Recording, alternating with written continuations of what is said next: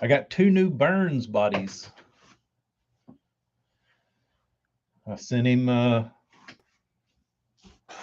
some pictures, some ideas, and the first one was the one that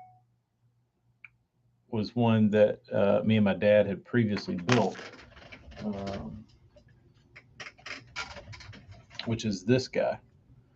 Uh, so I'm about to start sanding on these and get these ready to go. But he asked me for a second bait. He said, "What other one do you want?" I said, "Well, I kind of want a flat side." He's like, "Do what?" I'm like, "Yeah, because I've never like out of all the baits that Marty's built me and I've painted and sold and whatever. I don't know that I've ever done like a true flat side. So I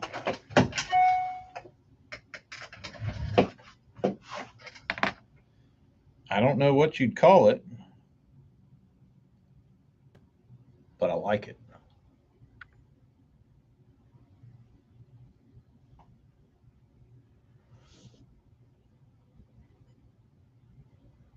That's the newest one I had Marty carve me. What do y'all think? What do you think, Nate? I think it's going to hold a bluegill pattern nicely. It is flat.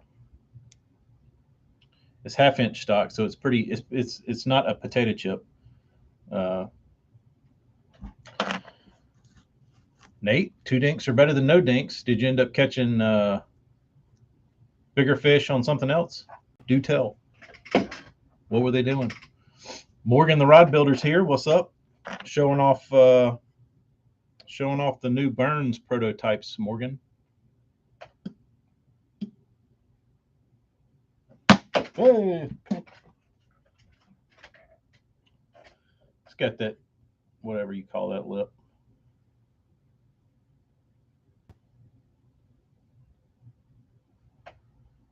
Burns says it's badass.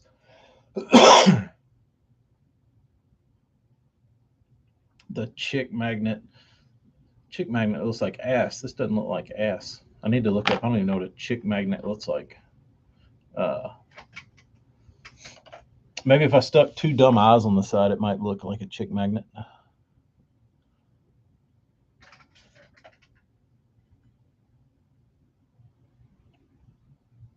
I'll tell you the inspiration from it was a OSP Blitz, but tall.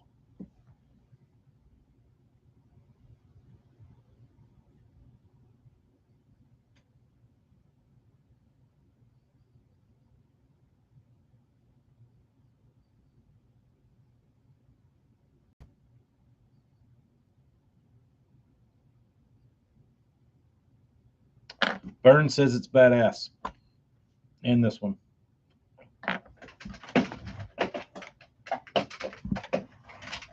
I think he was kind of pissed about this one because he asked me, he's like, "What's the bill angle on this?" I was like, "I don't know." And he's like, "Does this thing even run?" I'm like, "Yeah, it runs." He's like, "You don't know anything about it?" He's like, "How much weight's in it?" I was like, "I don't know." It's like, "We just built it and made it swim." He's like, "You damn clowns." And then he went and threw it, and he's like, "Damn, this fucker runs good." I got a good laugh out of that. But Morgan, you got me wanting to build rods now. Not that I need to do that, but there was a time when I was going to get rid of all my Powells and rebuild rods. Is the chick magnet? Has anybody thrown the chick magnet? Is it like anything special? Sean Lai? I know I've made it now. Sean is here. Sean is here. Jeremy, thanks. I gotta switch up I have an idea for a shirt. I don't know how it's gonna. I don't know how it's gonna translate into the fishing world, but we're gonna see. We're gonna see. Why is my mold all shitty?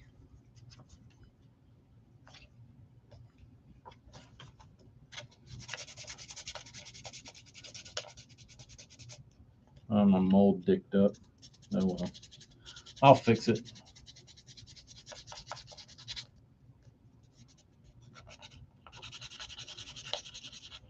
I'll fix it.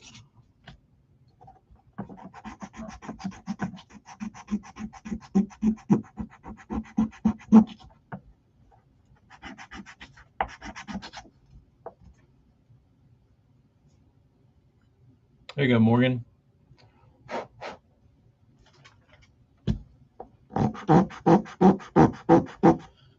Morgan, I would probably have the worst branded rods on the planet because my dream rod, which is why I wanted to get into building rods, my dream rod would be a rod with nothing on it as far as like I don't want any graphics on it. I don't want line weight on it. I don't want any writing on it. I would maybe put the power, and that's it. Just do it like normal companies do. Like if it was a 7 foot 3 4 power, just 734 somewhere really small out of the way, and and I don't like color on rods. I don't like writing on rods. I don't like anything. Like I just want the most generic rod possible. And the only way for me to get that is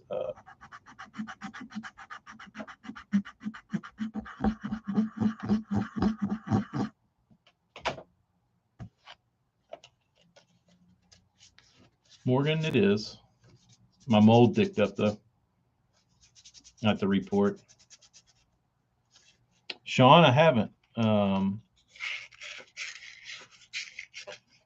I've got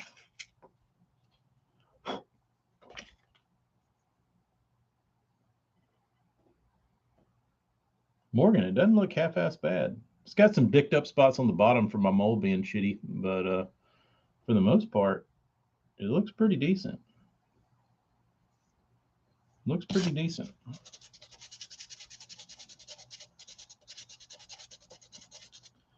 I got in a hurry building my mold yesterday.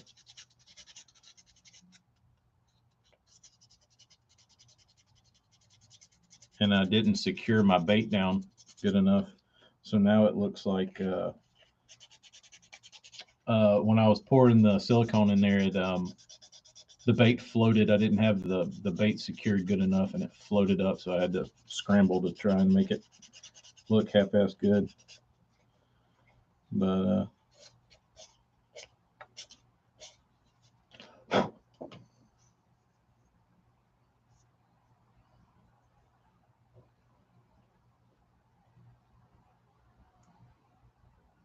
yeah, you'd see it in person. It's got some defects, but not really. I mean, it's not that terrible.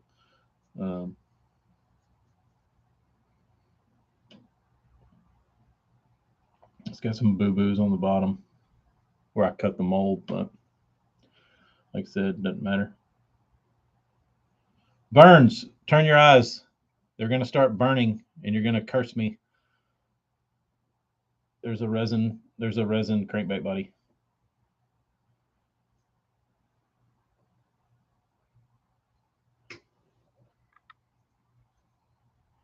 I mean, it looks pretty clean. Hey, making that fake balsa bullshit. Yes, I am. Forgive me. Forgive me.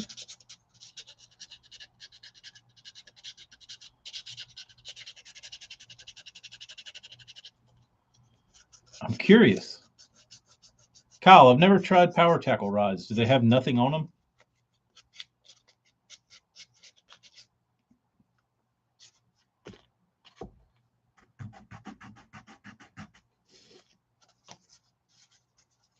Are they blank?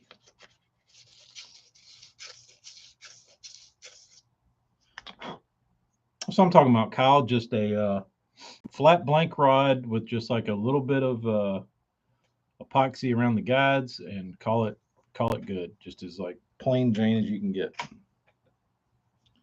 No writing.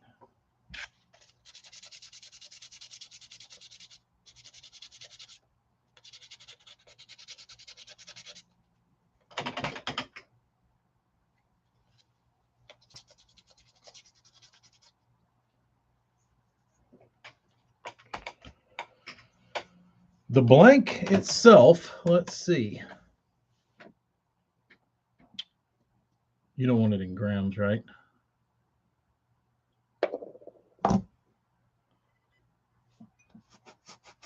0.3 ounces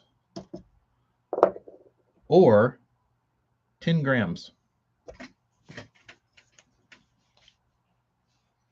I need to see how floaty it is.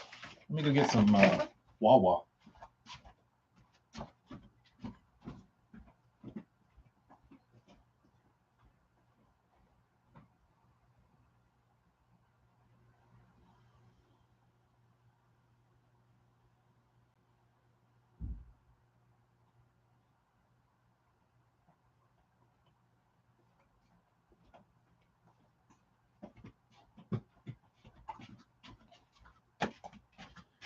Okay, I'm back. It's very bobbly. It's very floaty.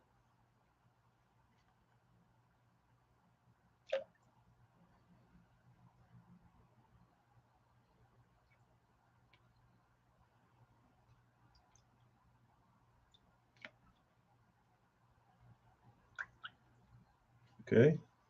Float test. Doesn't sink. Floats real high. Spilling water everywhere.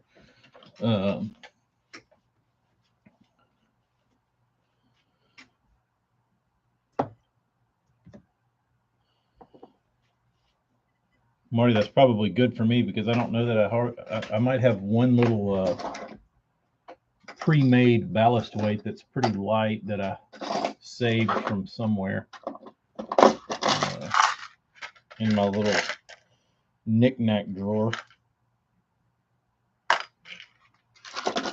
If I can find it.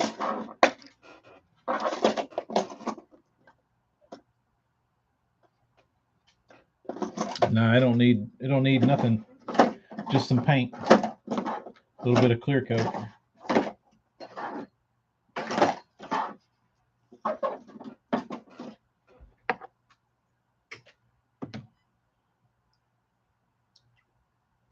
We'll see. It'll be an interesting experience.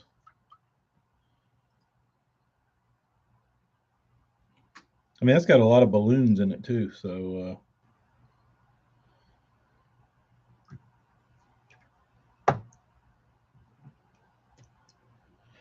that was about, I wouldn't say it's the most I could fit in it without it being unpourable, but pretty close.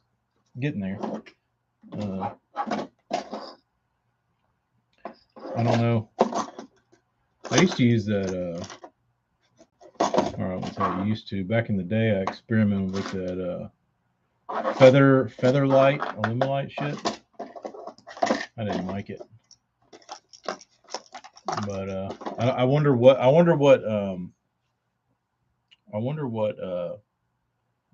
oh, there it is.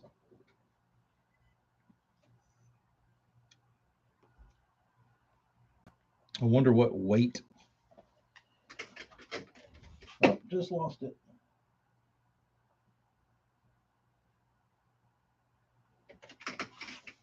Where are you? There it is.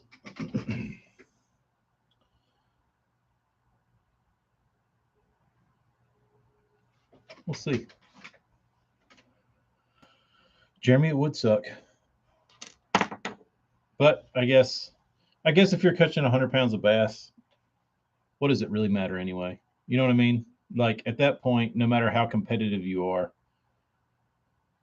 you have to just be a brat to complain that you lost.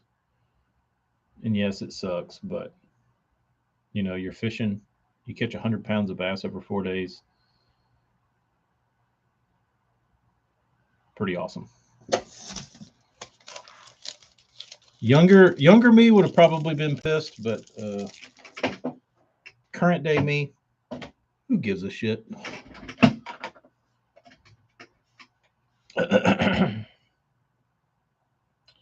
Jeremy, did you learn anything interesting while watching that tournament? Now that I got water here, Kyle, I'm gonna drill out the I'm gonna drill the belly out and then put this little guy in it, and then cut me a lip slot and put some eyes in it, and see what we can do. It would be fun cutting a lip slot in a round bait, right, Marty? Only fools do that. I'm gonna start sanding on these things.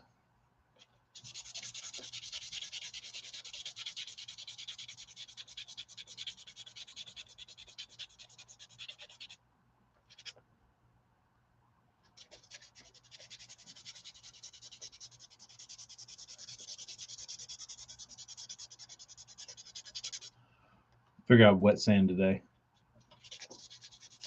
Keep my dust down.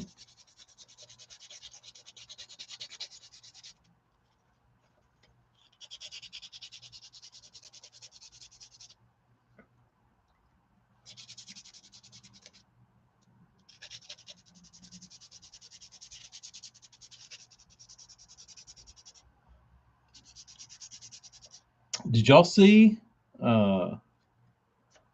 some kid up at Lay Lake Sunday caught a 27-pound bag? And it was in some like fruit jar.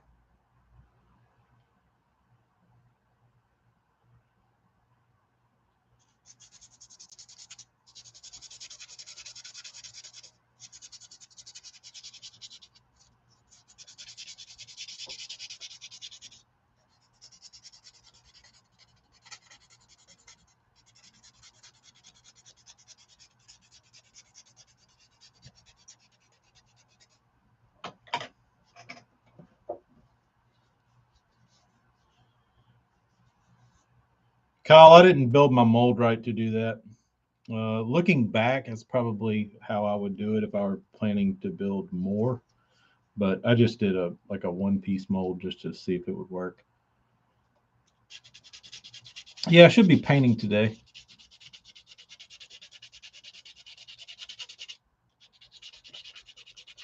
But I figured I'll paint.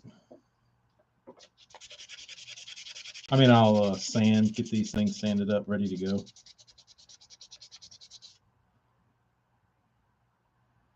Suguru, yes, these are balsa.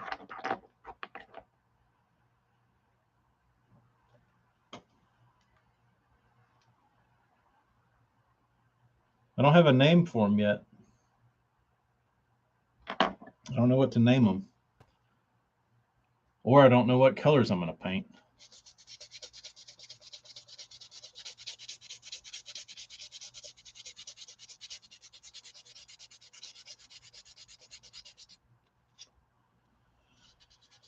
It was actually, Marty, this is an old rag.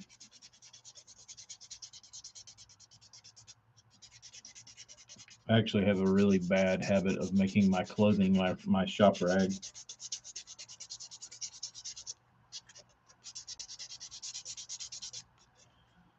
Can't have nothing nice around here because I destroy it. Jeremy, I honestly, it kind of surprised me. I didn't think the G-Man had. I didn't think he was a 30-pound, high 20s, 30-pound. I didn't think he was that guy. He surprised me. I was. Why am I sanding this one again? I've already sanded that one. I thought he might have.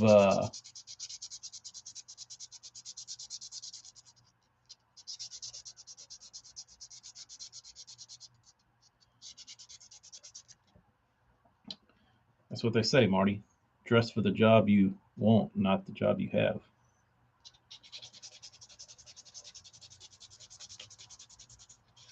If I want to be a professional, I need to quit using my shirt as a shop rag.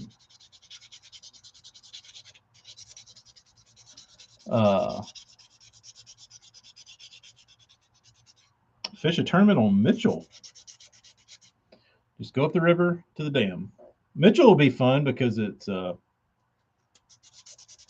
small. You can run from dam to dam like in 10 minutes. What kind of business you got on Mitchell?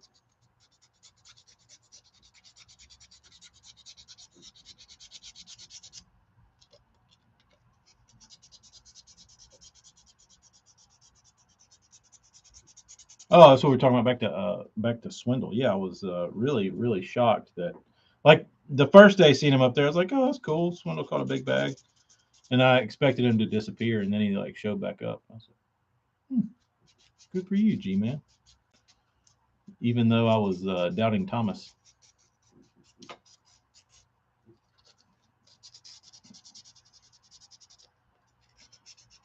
Dustin, yes. Wear your tournament jersey to prison if they'll allow it. Or while you're in prison, get people to send you patches so you can sew them on in the pokey.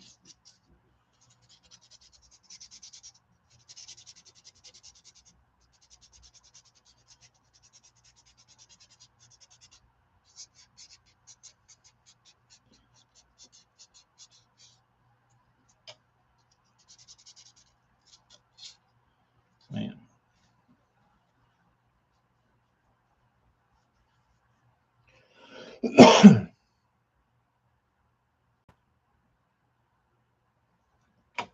Morgan, I would think that would be a yeah, if you don't have to like find fish, if you just get in and fish, that's even better. I thought you had to use your brain.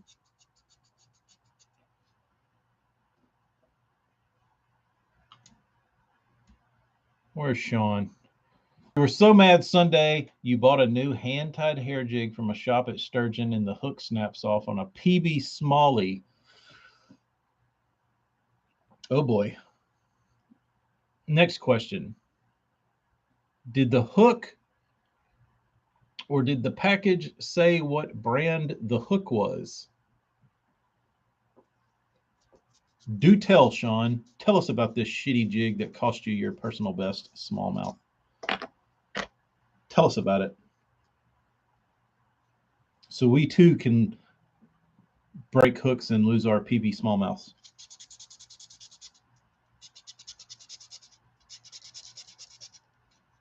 So we can all join in your frustration.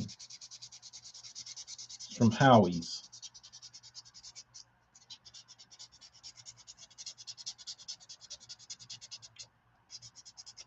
Sean, that's usually how building your own shit starts.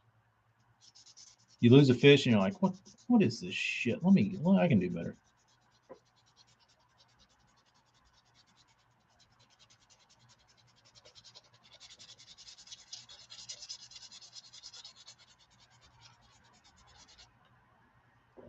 Big difference, Sean. Big difference.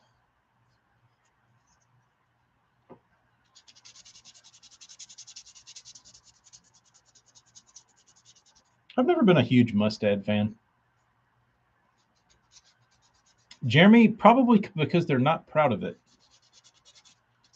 And a lot of people rather you just not know. And like, hell,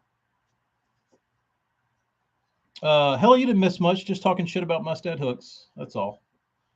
Like Mustad's not a terrible hook, but it's certainly not a gamakatsu. And you can believe when people put a gamakatsu in a bait, it's going to say it on the pack. But yeah, there's better options.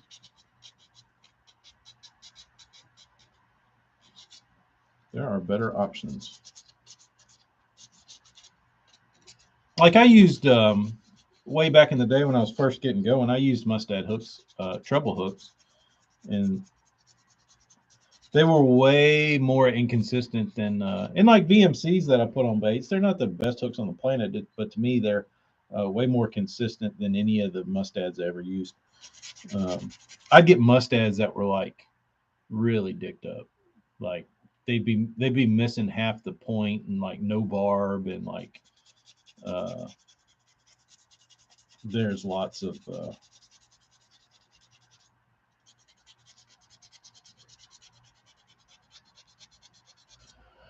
you paid $10 for a hair jig, damn,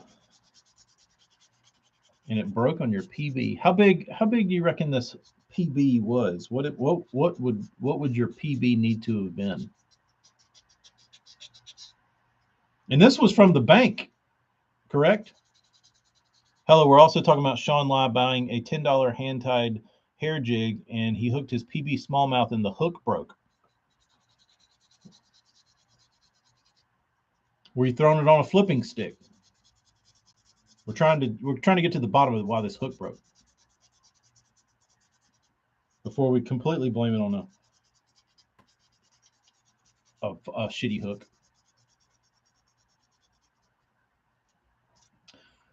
Nate, let me tell you, I got suckered into that too. This dude I know used to paint a few baits. He was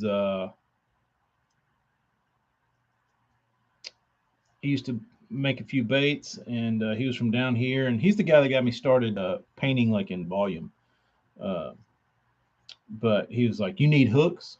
I was like, "What kind of hooks?" And I was like picky about that. Like I didn't want to put bullshit on my baits. And he was like, and then he's like, "There must add Kevin Van Dam KVD hooks." I'm like, "Okay." Um, well, he was like, "How many do you want?" He's like, "100's like $10 or something cheap." And I was like, "I don't know. Send me a couple hundred of them, 500 of them or something." And so anyway, he uh, he sent me these hooks, and I got them, and I started looking at them, and I was like, "Dude, these things are terrible." I was like, "These things aren't KVD hooks." And he's like, "Yeah, they are. They're not KVD ultra points." I'm like, "What does that mean?" And he's like, "There's a difference." I was like, "I didn't know they made a shitty KVD hook." He's like, "They do," and they were terrible. You see tons of guys use them on on stuff, but I never. I was not a fan. Not a fan.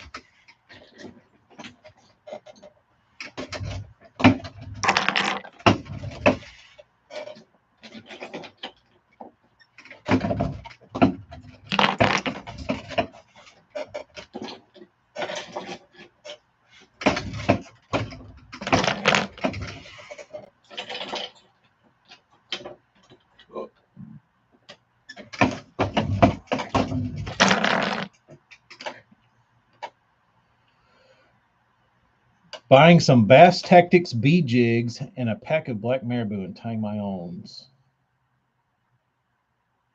TG76MP are the ones I use.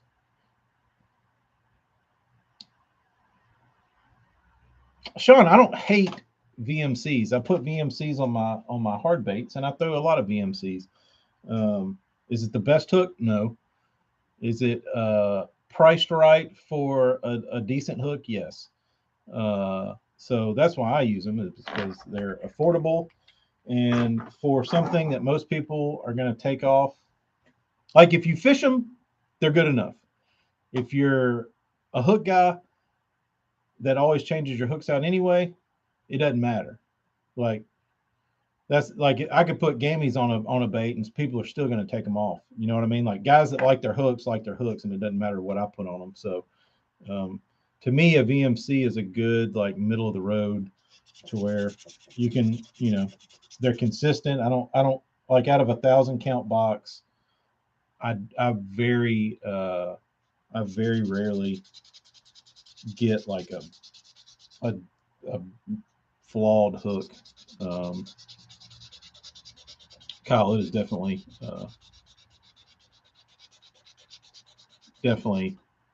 China VD.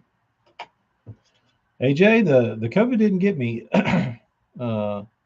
I still kind of feel like ass though. I don't feel like ass. I just don't feel like 100%. So hopefully that goes away. I'm still dragging ass a little bit.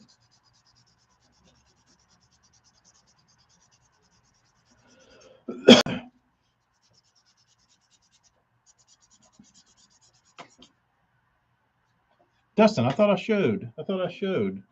Here's the one that Marty cloned off of the one me and my dad built. Excellent job on that. And then the new one I have the prototypes for that I'll paint today.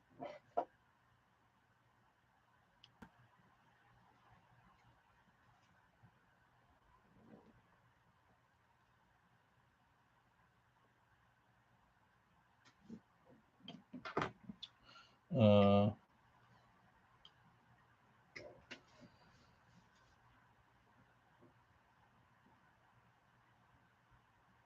Marty, that was smart.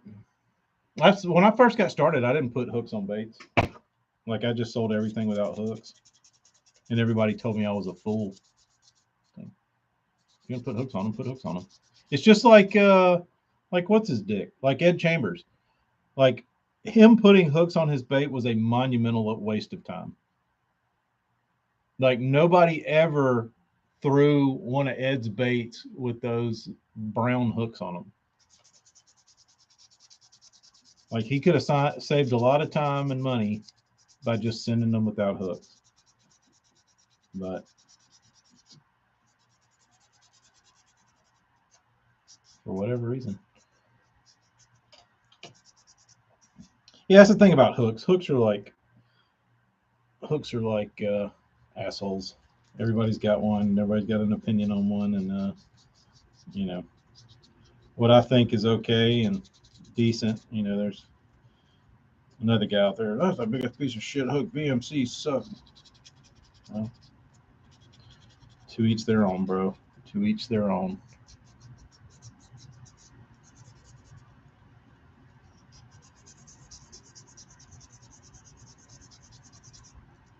Like if I'm fishing for, if I'm fishing for 10 grand, I'll probably swap my hooks out. I'm not gonna swap them out like those dudes do, where they, you know, every like second fish they change their trebles out. I think I think that doesn't make much sense, but what do I know? Kyle, I don't know what it is about those old Bagley hooks, but those son of a bitches will stick a fish. They may not look like much, and they're ugly, but the way the little barbs or the points like kind of turn in and the big ass barb on them, they'll stick one. It may not be the best quality, but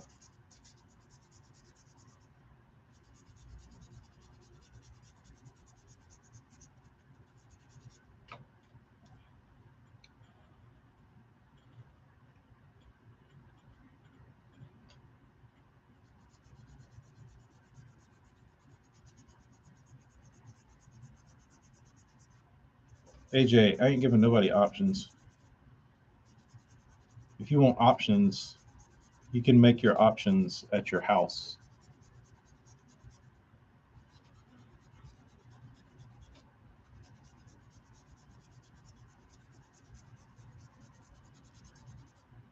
I guess the other option I could give is no hooks. That wouldn't be a terrible option.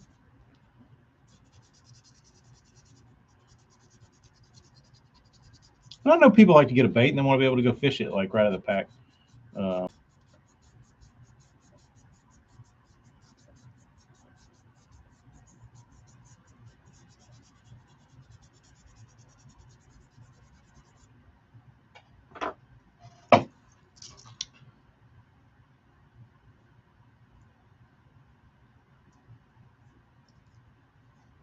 AJ, you're a better man than me.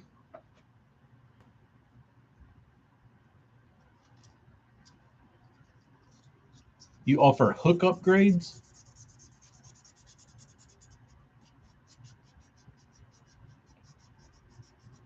Jeremy, I 100% agree. Because as soon as you give people an option, then they want to say, "Well, what model is it? Do you have number fives? Do you have ST36s you can put on it? Do you have ST5711s you can put on it? Do you have BN3711s you can put on it?"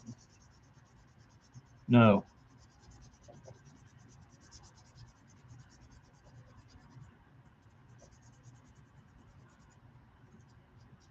I had a few. Oh, you have an option for no hooks.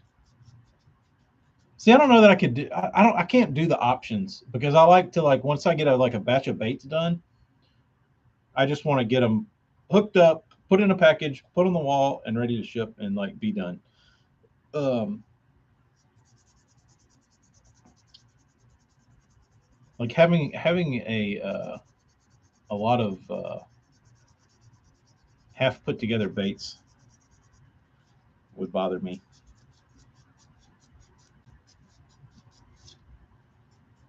I got a few bitches back in the day when I was selling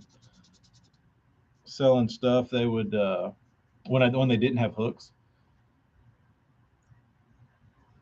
because people would be like, "What kind of hooks come on these?" I'm like, "None. Whatever you want to put on them." Like, I'm buying a $25 bait and it doesn't have hooks. I'm like, "Are you buying the hooks? Or you buying the bait?" I'm like, I can put hooks on it if you really have to have hooks, but yeah, it doesn't have hooks on it. Put whatever you want on it.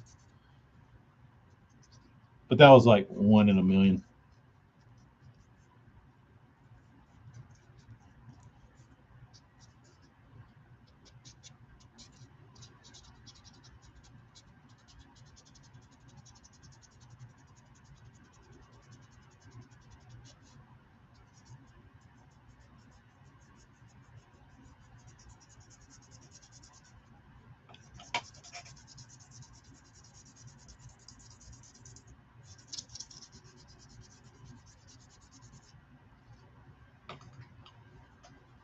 Dan, that is a good option. That is what I used to do. I would put rings on it, and they would be, you could just put your hooks on it, but um, I never included hooks, but I do now. Uh,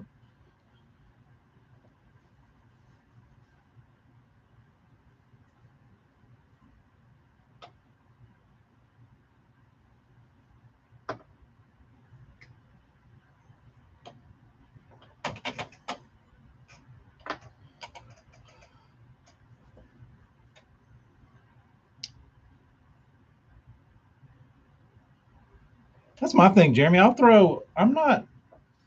I don't care for mustads. I've never liked their jig hooks. Their jig hooks were always too flexy for me. Um, but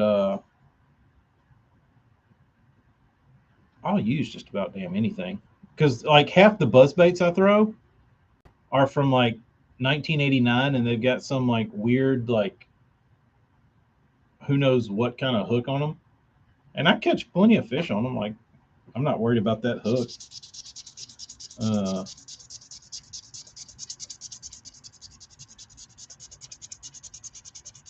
and everybody has been there and had somebody on their boat, like their dad or their uncle or their cousin or whoever, that is fishing with you, and they pull out like a bandit from like 1997 that's got those gold triple grips on it, and they catch like a 6 pounder, and like the hooks are perfect, and like the fish like jumps 47 times and never jumps off, and like uh,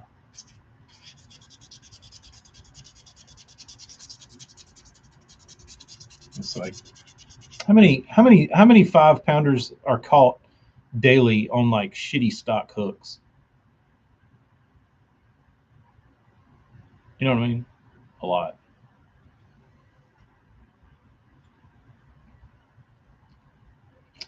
Catching concept bait you've gotten lately are inconsistent on what they come with. Sometimes they come with a snap, and some don't. It's weird. Are you getting them from Carolina, wherever? Maybe they're supposed to be in charge of that.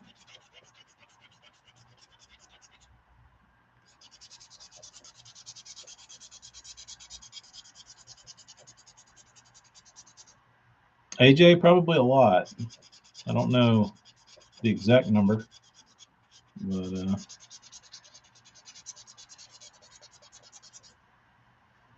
I would think more than a few.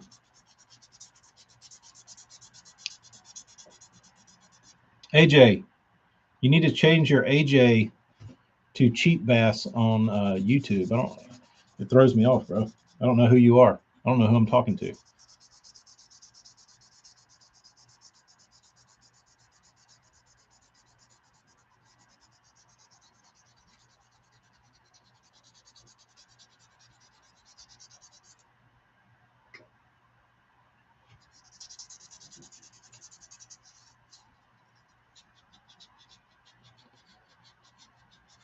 Sean, so BKK was started in it wasn't started, but it was a they were like an OEM hook manufacturer in China, and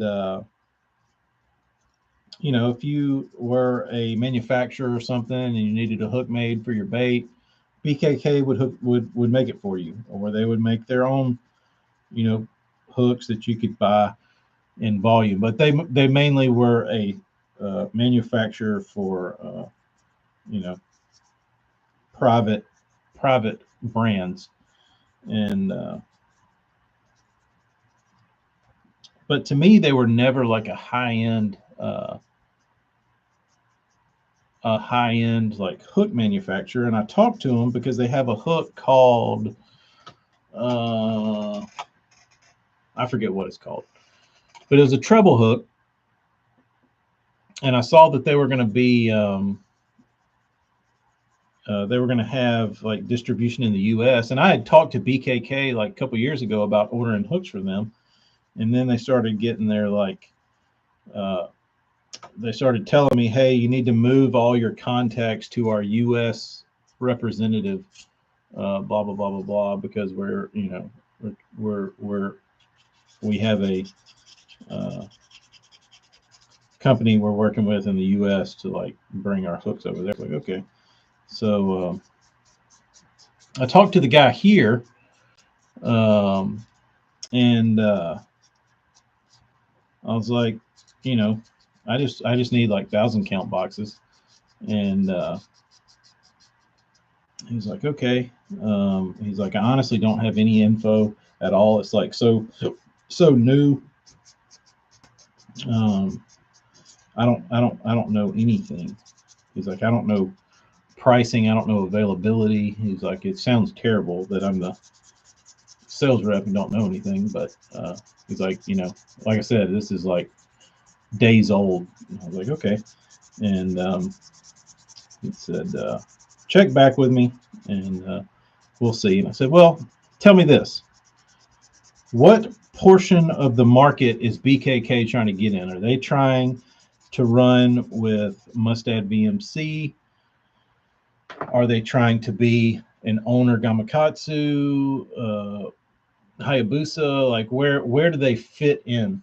Um, and he was like, "Oh no, they're gonna be real high end." I'm like, "Really?" He's like, "Yeah." It's like, hmm, I think that's uh, I think that's dumb. I think that's dumb, but what do I know? So uh, the reason I wanted them because I knew they made cheap hooks. You know what I mean? But like, why would I pay the same price for a Gamakatsu for a BKK and then put BKKs on my hook? I mean, on my baits and stick a BKK sticker on there, and people go, "What the fuck is a BKK?" You know what I mean? What am I paying more for a BKK for when I don't even know what it is? So I thought to myself, nah, I'll just roll with whatever. AJ, BKK would probably make your hook for you.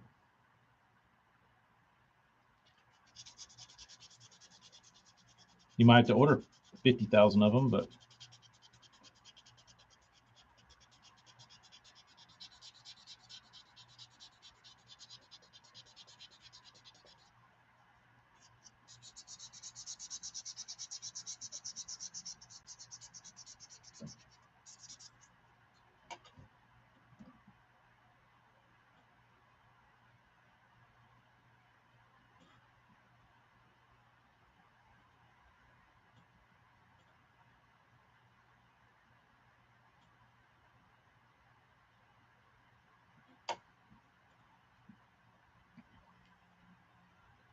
The victory hooks.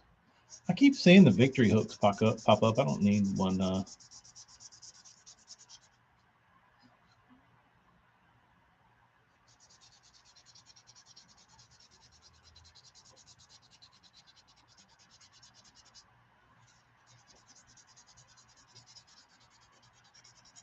AJ, you're going to get a slap on the wrist.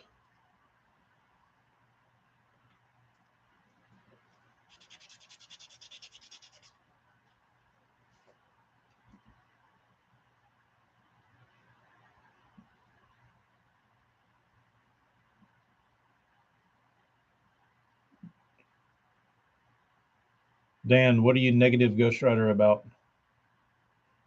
Am I not watching enough Ghost Rider? I mean, enough Oliver, or somebody else in the comments? I'm lost.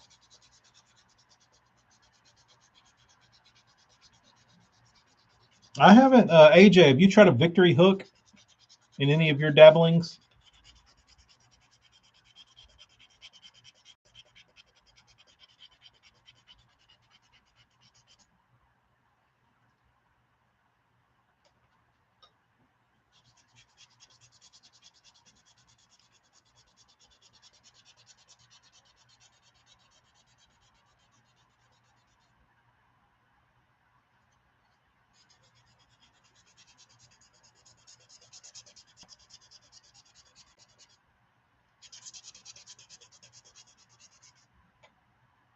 Oh,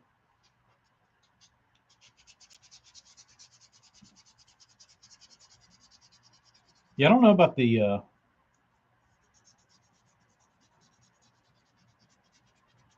don't know about the victories. Kyle, this is 320.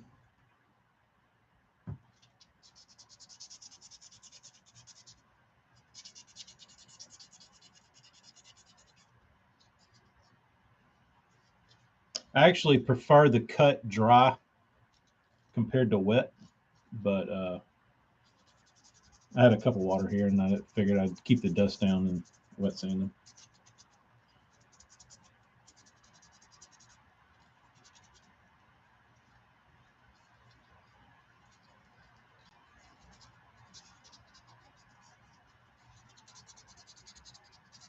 Is anybody? Is there any? Is there any pros out there pumping victory hooks?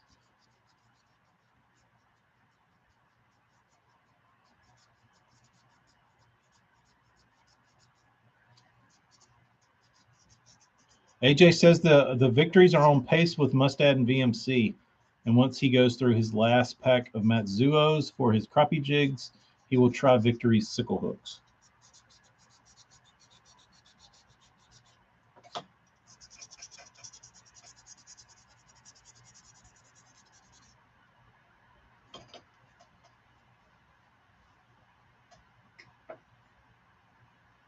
Utimus. Let's see. How's this paper looking? Pretty decent.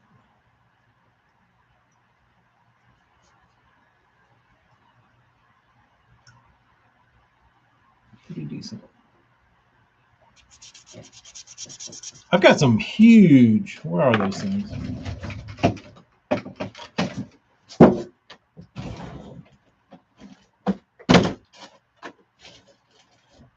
Hey, here's a rag, Marty.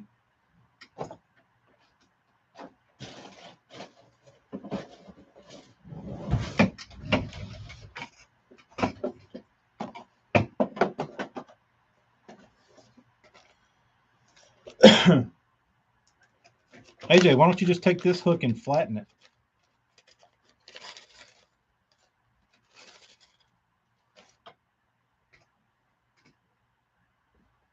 You could heat that up and bend that out, and you're fine.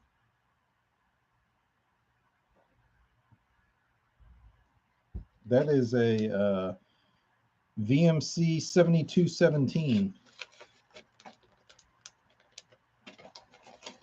Look at this damn thing. I don't know what I was planning on doing with this.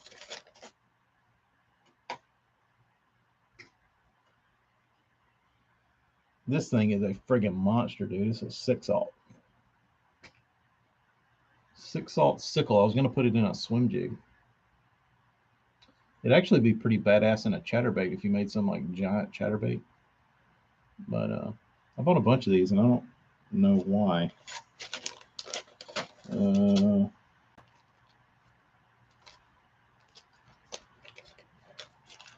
Here's a 5/0.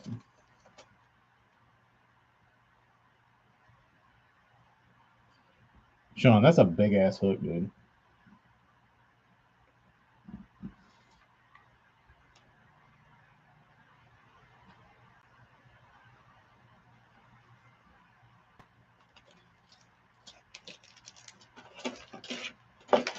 Where are all these hooks?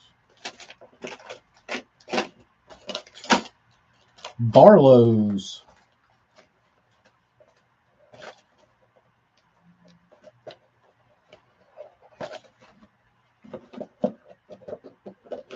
I'll figure out a use for them one of these days. Whoa. Oh, this is fun. Here you go, AJ. So before anybody made a flipping hook that was worth a shit,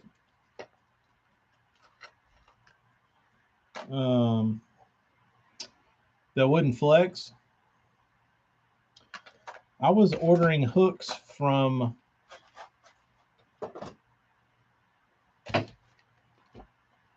somewhere in the UK.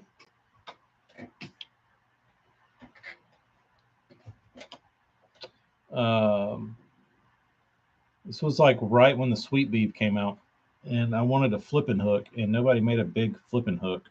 And this is when like Terry Scroggins was flipping with a spinnerbait hook because they never flex hardly. But I didn't want to flip with a spinnerbait hook, and I found these. I don't know how I found these, but I was buying them from Europe, and it was a cod hook.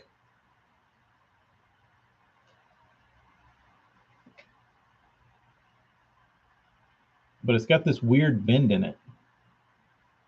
But that son of a bitch would catch them.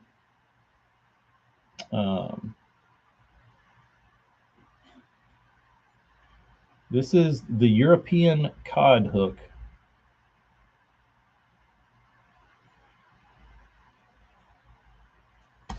This is a 6/0. So this was early 2000s. I was using this thing as a flipping hook. But the name is very appropriate. The Meat Hook by Cox and Raleigh.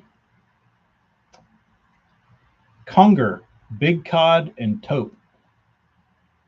That's what I was using it for, Jeremy.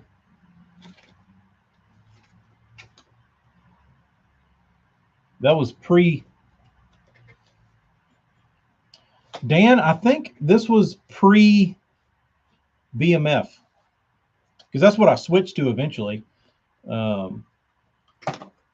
But I was buying those about the time that probably the BMF came out. And then I switched over. I only bought like 4 packs of those, and by the time I, needed hooks, I could buy the BMF, and the BMF still wasn't as the perfect. It could have been a little heavier, but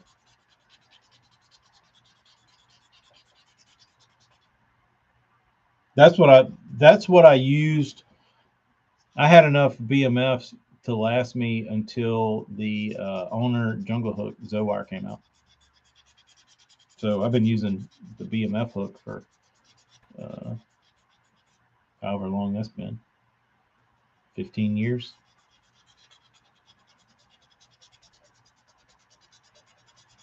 And now I prefer the Zoe Jungle. But I found some dude on Bass Boat Central that was unloading volume of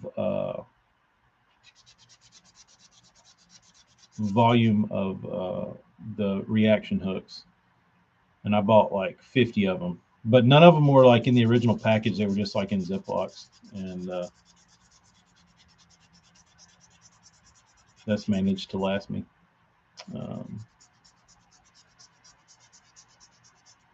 uh, Nate, the real big one.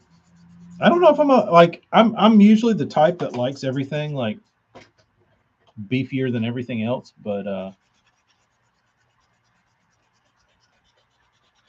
don't know that I'll need that other one. I might. The only thing I'd like to try is that I'd like to try that haymaker hook in a tube. I need to ask old Castledine. Jeremy, I punch on braid. I mean, I snell on braid. I don't snell on mono, or if I used fluorocarbon, I wouldn't snell on that. Just got, I don't trust it. Um, I don't trust it.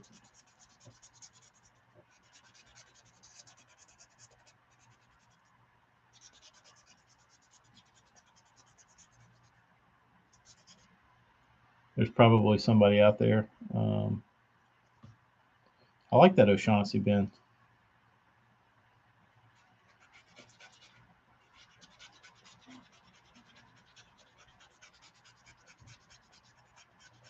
Hollow Monster. That's a good name. It's funny how all of our hooks are going back to how hooks were made in the 80s.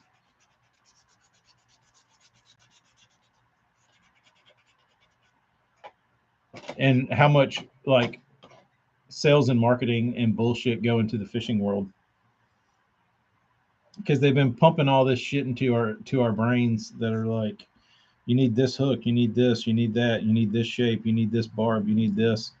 And then like here we are 30 years later and they're like making hooks like they did in 1987, just with better materials.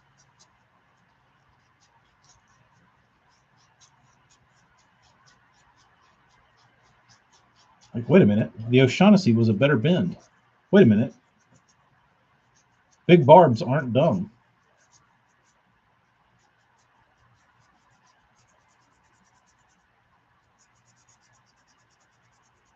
The only difference in like the older hooks is that they just weren't they weren't sharp.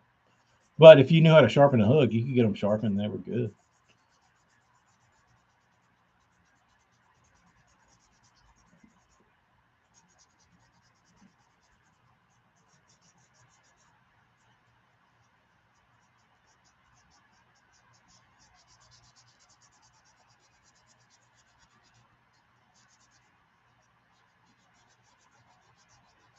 I'll have to look at them.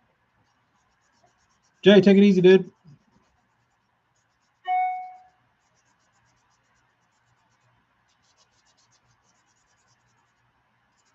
That's right, Dan.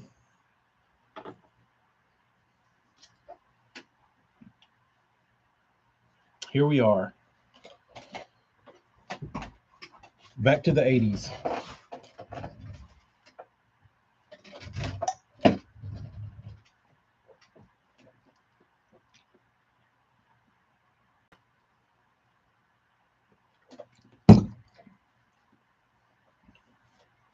Every company, yeah, they're starting to realize that these crappie fishermen using these sickle hooks aren't so dumb after all.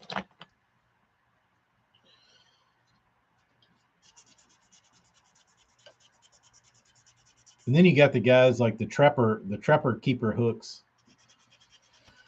Ugh, I don't know what somebody would be thinking. Did anybody ever use like y'all can be honest? Did anybody ever buy any of those? The trapper hooks? Be honest, you won't get flamed hard. I don't like Trocar either, Rich. Not a fan. I have their weedless wacky rig hook, but that's because I didn't. I don't know what it does, Sean. Maybe. I just think that. I just think you need bite.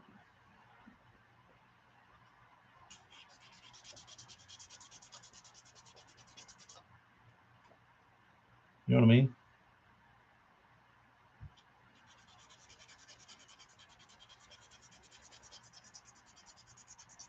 AJ, you think Oh, the patent. Oh, there was a patent on the sickle that ran out. That'd be interesting.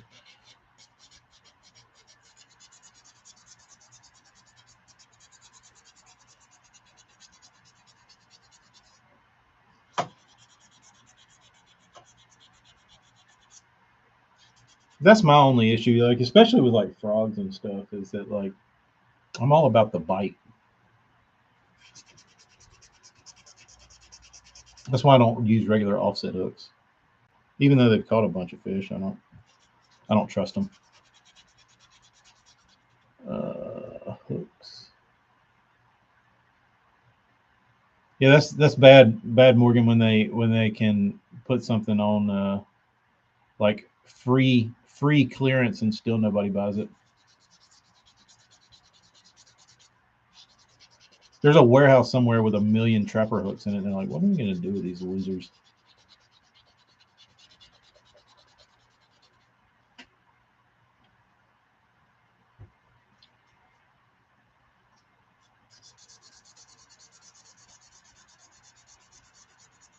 I will say, I don't have one in here, but that little pitch and jig or that little like bitsy flip I've been using with the bent in hook, it sticks them, dude. It is the most awful looking thing you've ever seen. You would never think a fish would ever get hooked on it, but they do.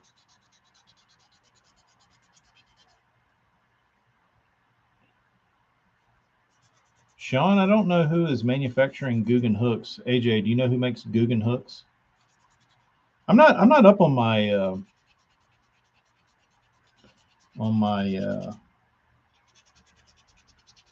hook manufacturers.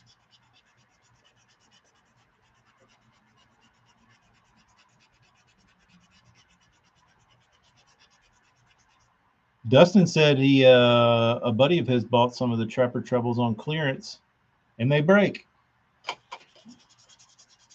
Imagine that.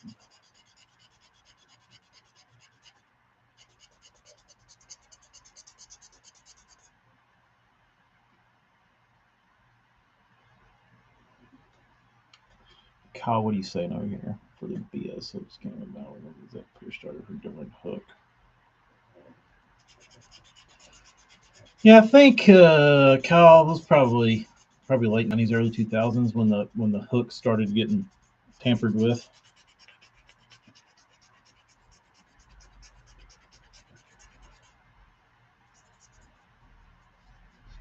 Sean, you use Guggen hooks?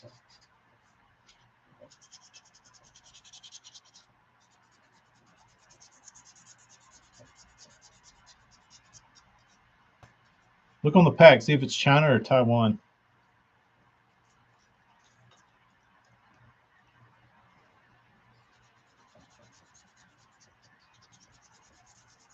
I think there's a I think there's a hook manufacturer in Japan, Taiwan, a couple in China. There's a bunch.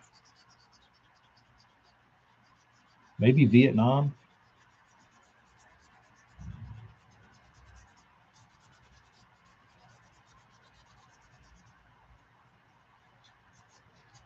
I'd like to take a tour.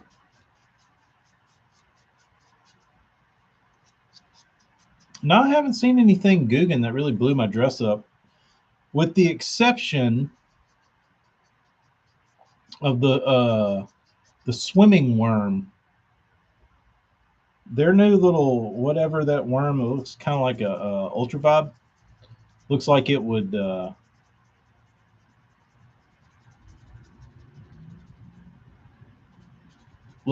catch one swimming. Um, but like I said, I've never bought one of those. That's about the only bait that I've seen them come out with that I thought I could use that. Now Sean's coming clean. Hell no, I don't use their hooks, but I like that Ned. I like that rattling Ned. Hell no, I don't use that shit, but I like that Guggen buzzer. I like that clickbait.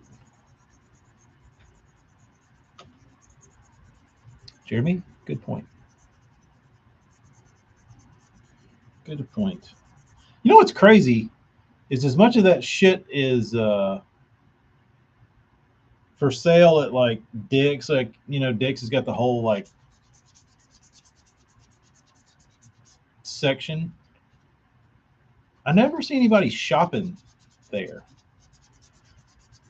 Like, I fully expect when I walk into Dick's Sporting Goods and I walk by the Guggen section, there to be like a mob of tweens sitting in there with their cell phones, like, you know, flicking their beans, looking at the Guggen stuff. But I never see any. I never see anybody. I never see anybody in there partaking.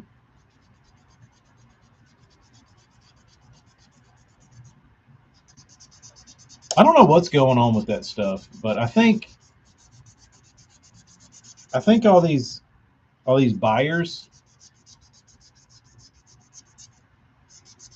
like for these tackle shops, bought super heavy on that stuff, and now they've got like tons of overstock. I know the Tackle Trap was selling it at like cost.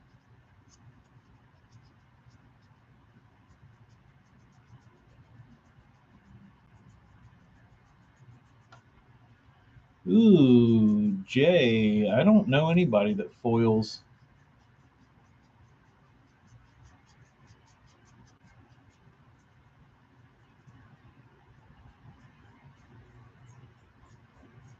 Saw a grown man carrying a pack of Guggen baits the other day.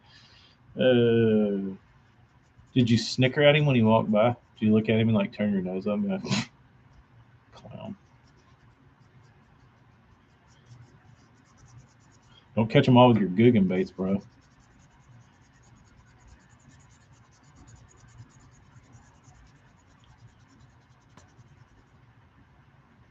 I will defend Guggen and say that their baits will catch plenty of fish. Like, but I see that argument. Like, guys will be like, Guggen baits suck, and it's like, no, I mean, do they? Or are they just like everything else out there? You just don't like the Guggen Squad kids. Like, their baits are perfectly fine, but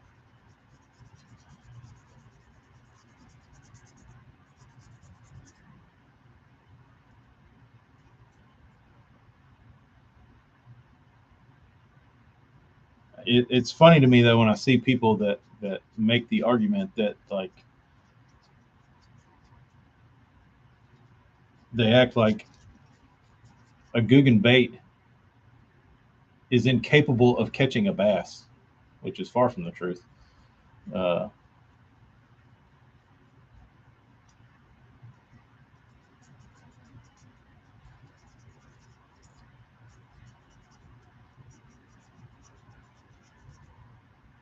AJ, you know anybody that foils?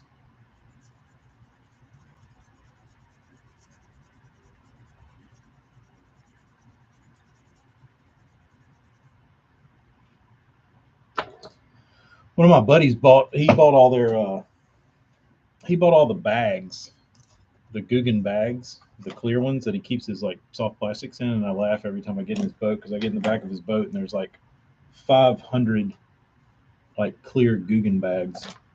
I'm like, dude, you look like a 12-year-old. Daniel likes Guggen.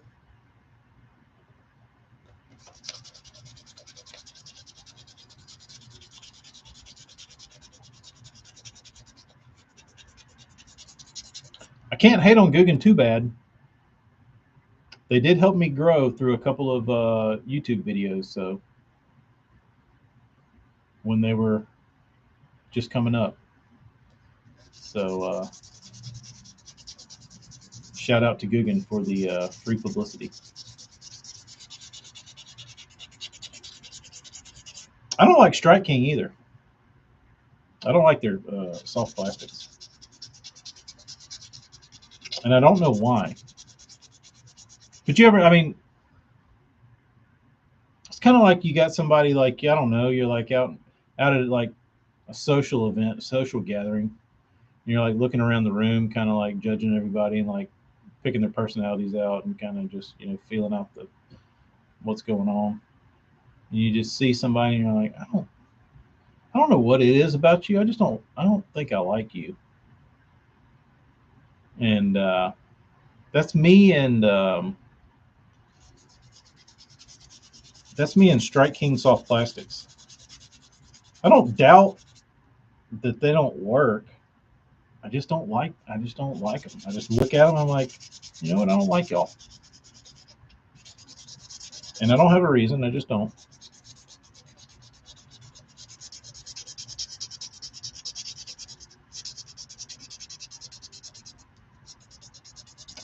Oh, that was the good old days, Dan, when John would unbox stuff and he didn't realize that people were getting free advertising, and then he figured it out like one video later. All it took was him getting like 200,000 views on videos, and then he said one day, "Here's my PO box if you want to send me stuff, and I'll open it on camera." Ding ding ding ding ding. Oh, really? Okay, Mr. John B. Here you go. Here's some baits.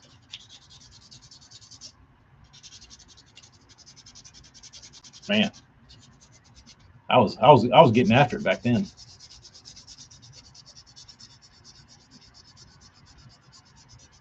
No one sells Strike King. That's interesting. Every place on the planet has something Strike King.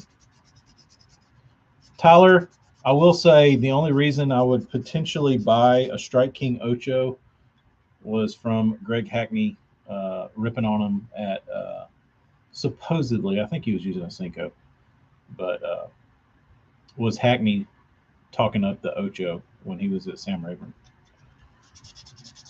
He kept saying he was throwing an Ocho, but I don't think he was because he had them in his pocket and he would just reach in his pocket and slide one out.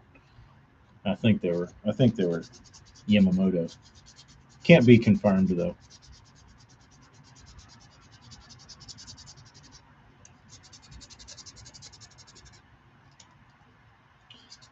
I'll tell you who the person who I see using the most, like the biggest name pro I see using the most random baits from other companies other than sponsored is Scott Martin. Like that dude throws whatever, whenever. Uh,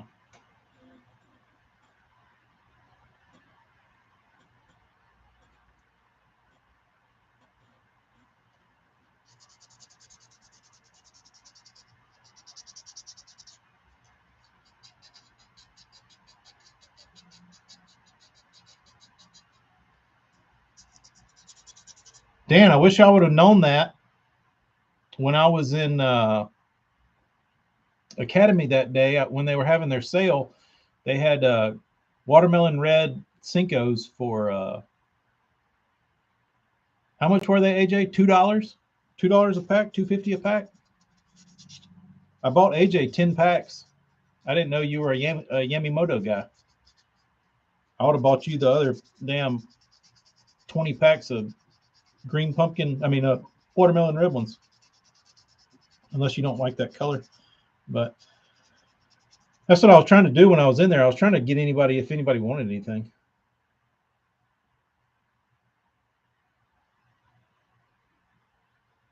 Got on a good smallmouth school this morning. That's awesome.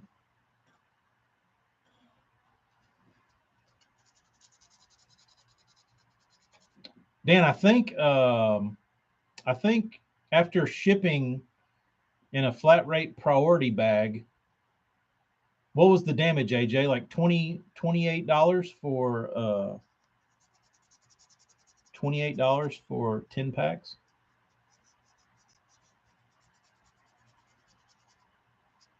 Daniel, did you buy them? Marty, who you selling blanks to, bro?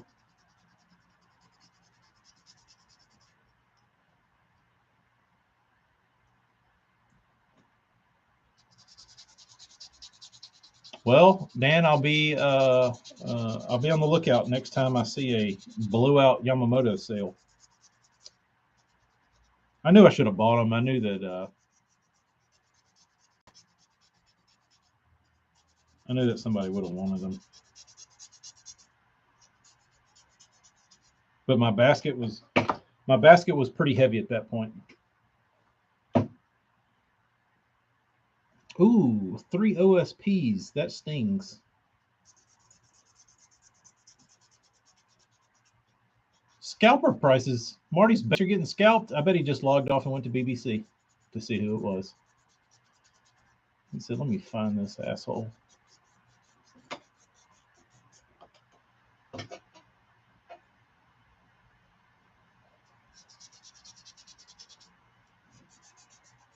Jay, what'd you tell him? Later, Kyle. Kyle Downey, I don't know.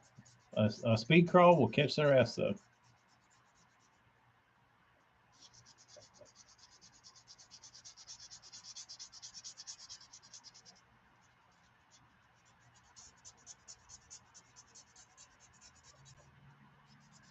What catches them better? Brush hog, speed crawl.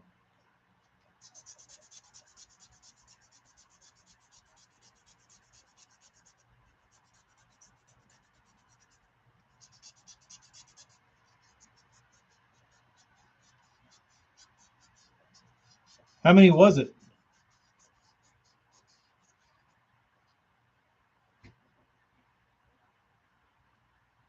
600. Damn.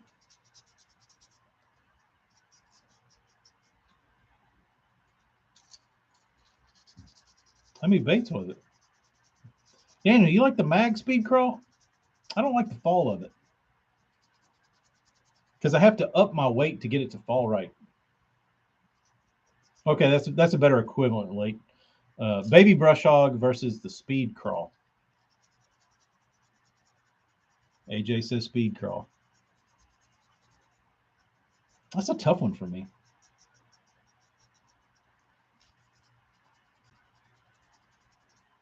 I guess if I'm given one the rest of my life, it's probably going to be a brush hog, because if they bite the legs off, it's then a Z crawl or whatever they call it, a Z hog or whatever.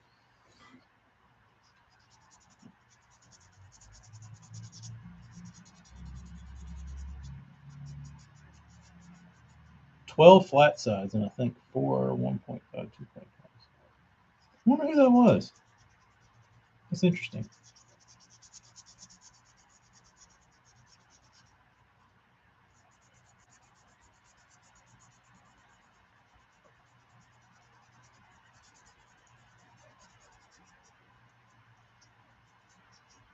Jay, who's your buddy?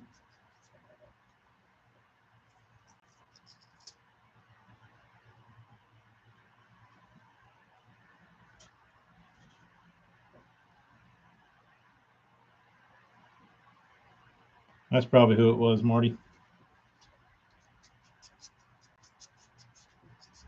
I wonder who bought them. Travis, you missed a lot, bro. You missed a lot.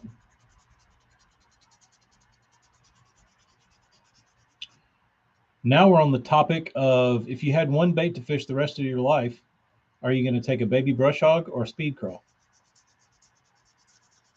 Ken Hayes. Or is it Haas?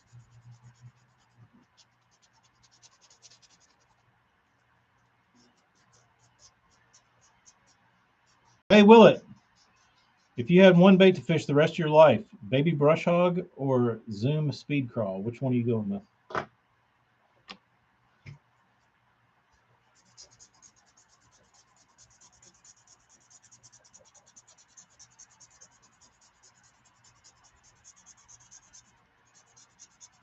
Weekly Guggen slander.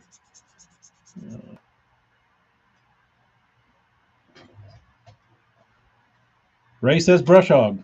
That's what I said. If they bite the tails off of a speed crawl, you're screwed. If they bite the legs off of a brush hog, you can probably still fish it pretty decently.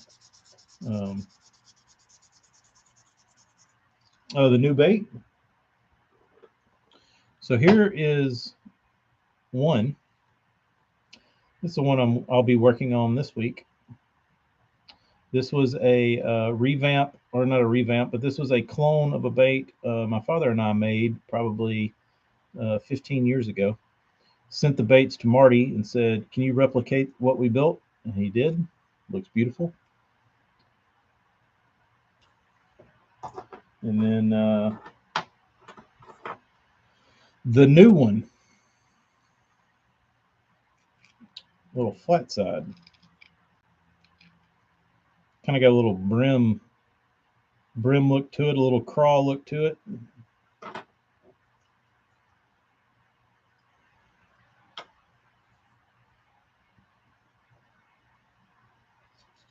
Marty, if you had to choose one of your baits to throw the rest of your life, what are you choosing? Foil purple demon mutt on Simmons this week. I didn't. I'll have to look. I've, I used to like religiously every day when I got in bed, I would look and see what uh, if Simmons put up baits, and I'd go through all the Zoom listings. But like it, it's kind of the point now that I don't even look anymore because I know I'm not going to buy them. So like, what's the point of looking? The mid-size brush hog's badass.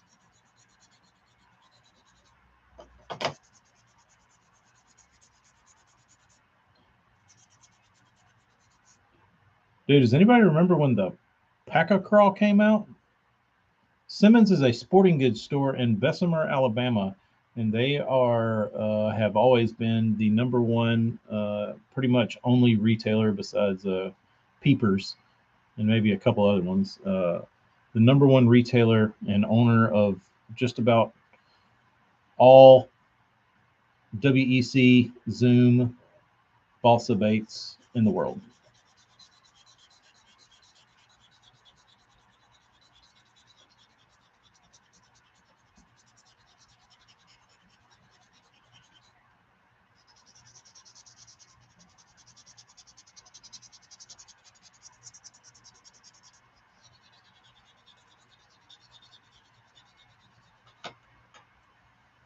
Bubba Jacks, forgot about that.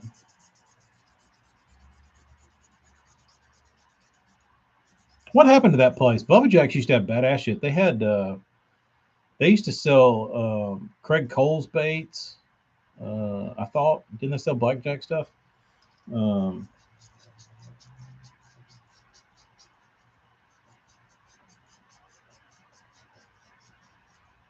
Travis, that's a good point. If you throw if you take a speed crawl, you can reel it on top like a toad, and it makes a better swim jig killer. Hmm. Spence Brunson, is he still around, Ray? I think Ray. I think Spence's problem was he was ahead of his time. He started that like boutique bait business too early. He needed to wait about 10 years, unfortunately. Carolina guy.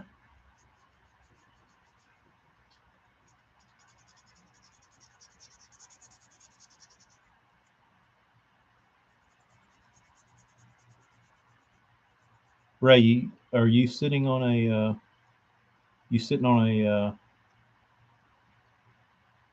vault of WECs and other handmade oddities out there?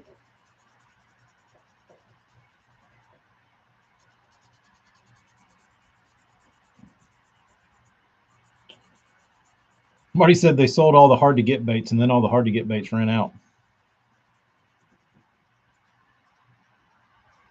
Sounds about right.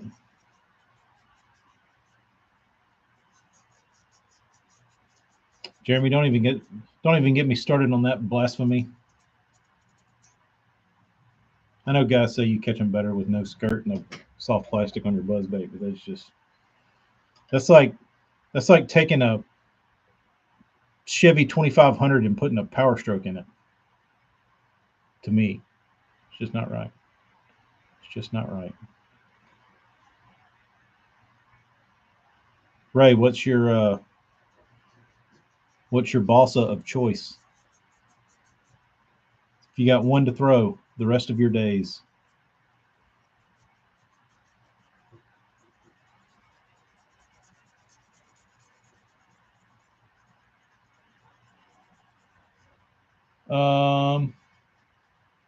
Morgan, yes, I like them better because I can get them in bulk. That's the only reason. I catch the same amount of fish on them, and I like their shad colors suck, but I don't ever hardly throw a shad color anyway, so I don't that doesn't bother me. Um, but yeah,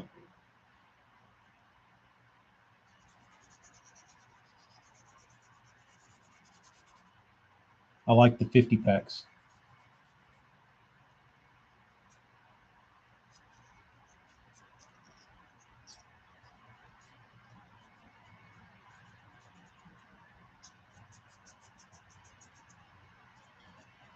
Nate, not gonna lie, I do have a buzzbait rigged up in my bag. Uh, that's got a black neon. It's a quarter-ounce buzzbait, and it's got a black neon speed crawl on it. True story.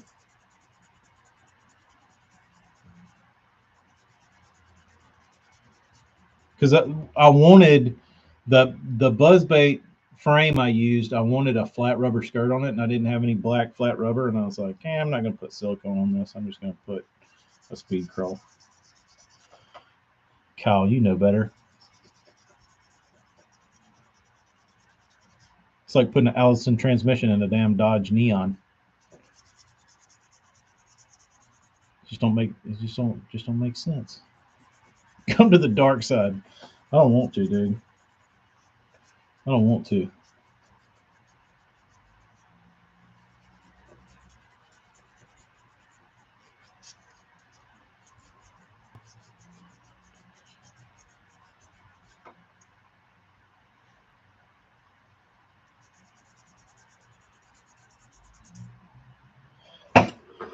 Y'all quit trying to make me switch, dude. I don't like this.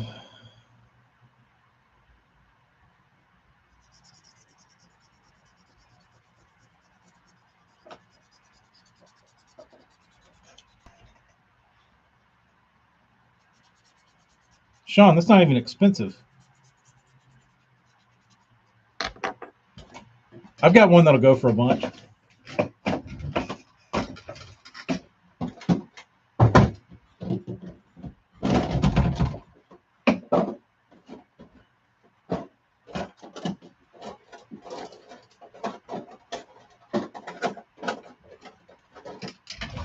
This little jewel right here.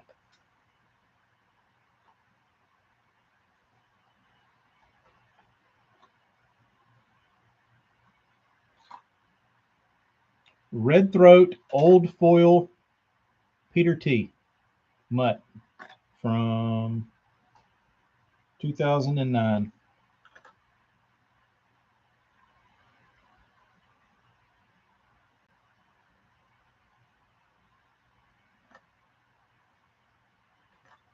That's the one everybody wants. Or used to.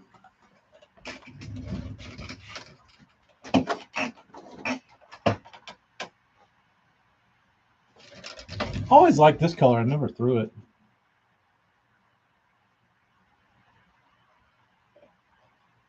It's like the it's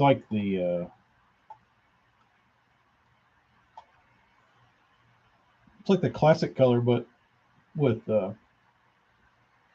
glitter.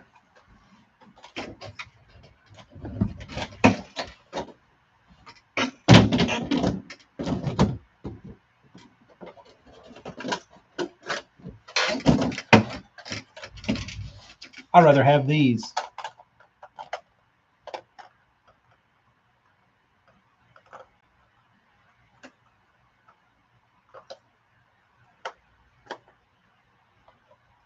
This lure is made of balsa wood.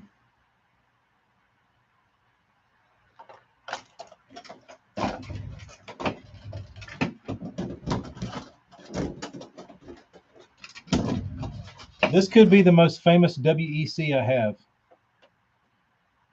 And today's not the day for the story. That's all I'll show.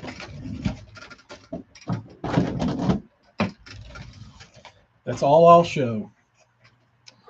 When I tell the story of that bait, I need a much larger platform. I need thousands of people.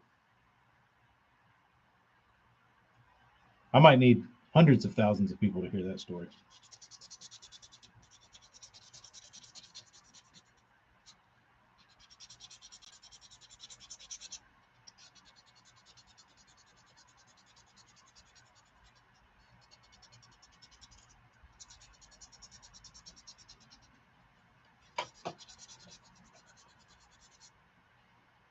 Marty, I would hope so.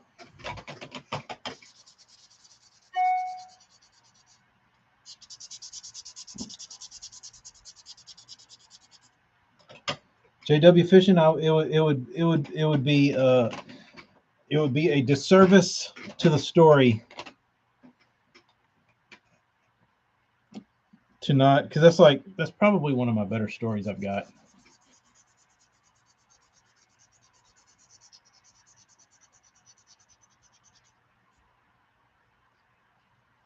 AJ, Instagram is allowing accounts to grow again. I might post then. The plebes, y'all are more than worthy. Y'all get the actual good stories. That one's actually. I don't. I would rather tell it when all of us could be around for like a real storytelling sesh where there's like lots of people to enjoy it with, because it's pretty damn hilarious.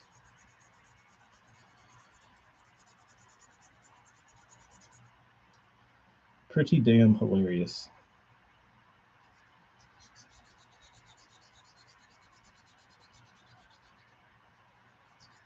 Tell me more, AJ. What's going on with Facebook or Instagram? That's interesting. I wonder what's going on. Are you posting stories? I mean, are you posting reels? You doing reels, bro?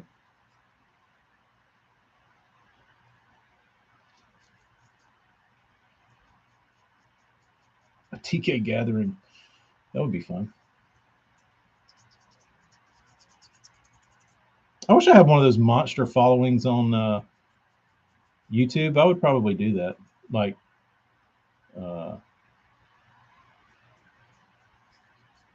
I would probably do meetups a lot because I think that would be fun.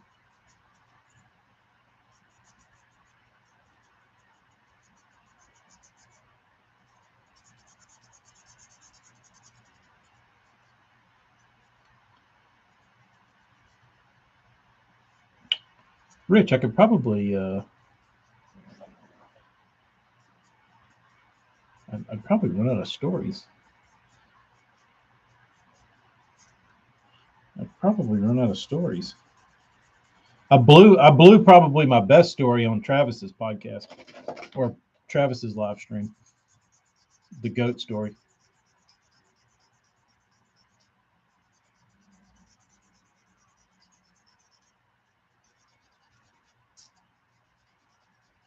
If you didn't hear the goat story,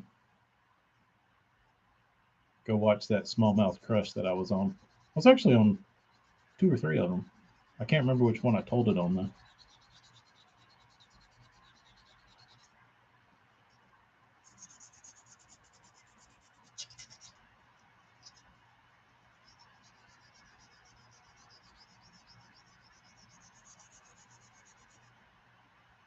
Travis, no, I didn't talk about Manson's DQ.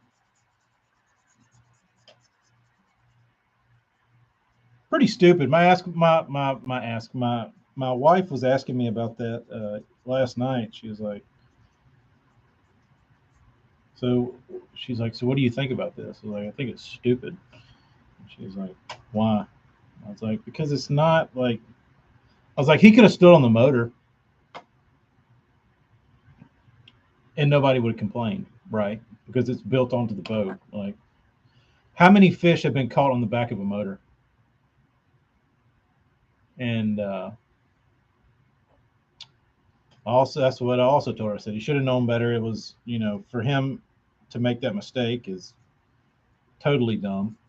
Um, but I said, you go to a lake where it's known that it's going to be a sight fishing thing. And if you're good and you know how to sight fish, you know that would be an advantage. And if I fish that tournament and I get beat by a guy with a ladder, that's my problem. You know what I mean? Like, that's stupid for me not to have a ladder. If that's the edge it takes to win.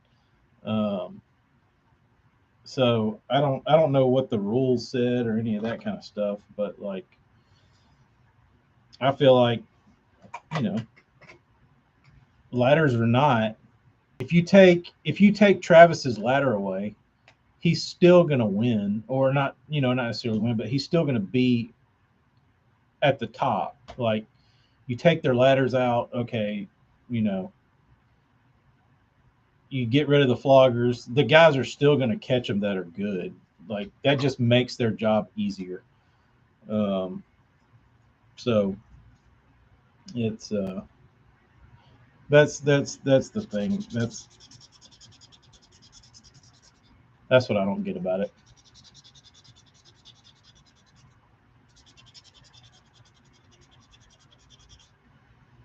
And I told Amy, I said, listen, they launch the boats and they give everybody in the tournament a fucking ladder.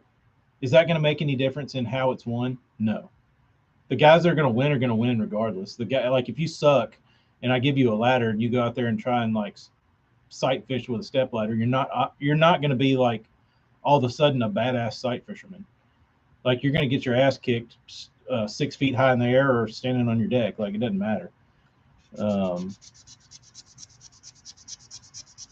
so I think that's the biggest difference. And I don't like live scope, but if you give everybody on the planet live scope, that didn't make that, like, everybody's not going to be good with it, or never, it's not going to work for everybody. So, like, it doesn't matter.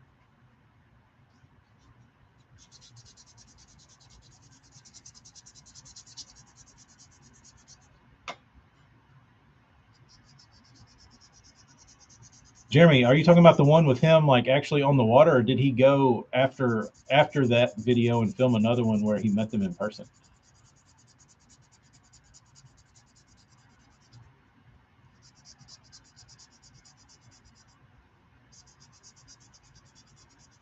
Yeah, that's what I'm saying, Kyle. If I knew,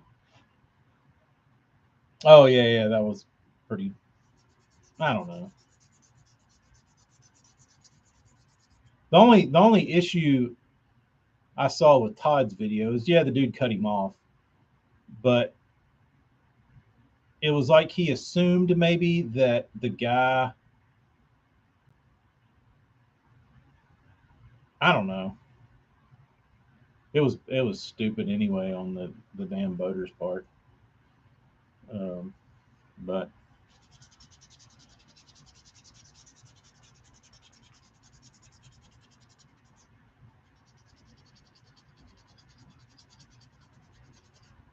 Dan, I think there was.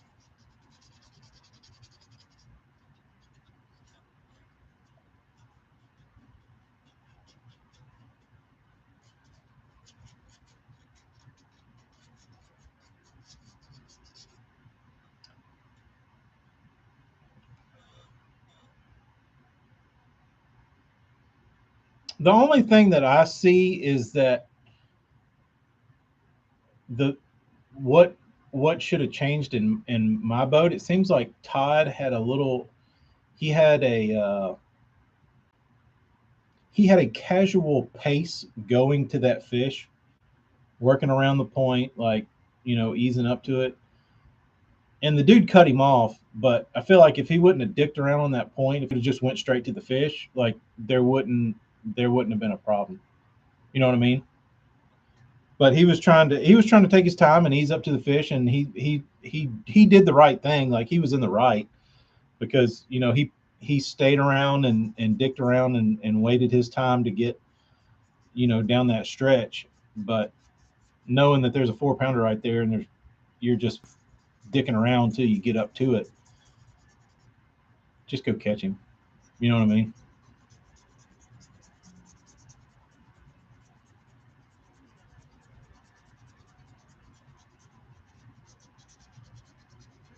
I don't know if that would have made a difference if he got cut off that bad, like if he didn't have an opportunity to or what. But it's hard to say watching a.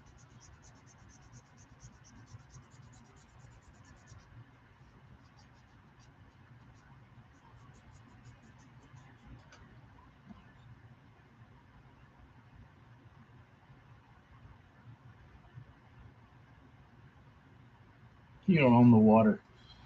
Uh, Ray Manson got DQ'd for practicing with a step ladder. Correct? He was fishing a tournament in Wisconsin, and somebody saw him in official practice using a step ladder to bedfish or to see bedfish, and apparently that is a no-no. Rich Todd did end up catching the fish.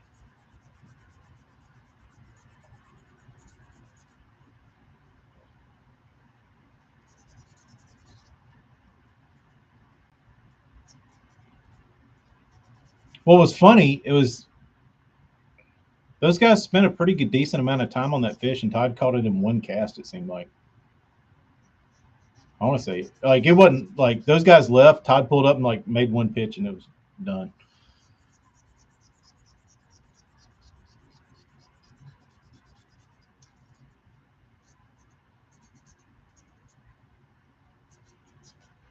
I don't get the thing with the step ladder. Or I don't get where it's like a rule to not have one. Like who gives a shit?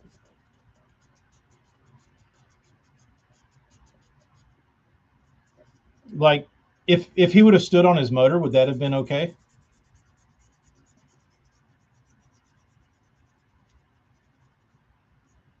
I've done it. Everybody's done it. You need to see, you hop up on your motor.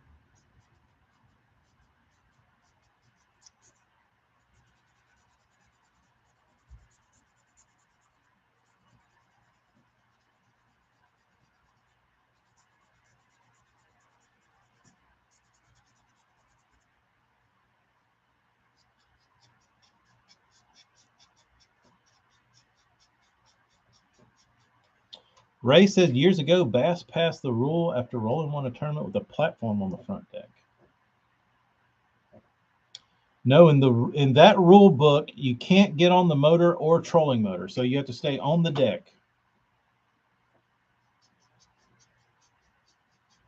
Can't even stand on the trolling motor.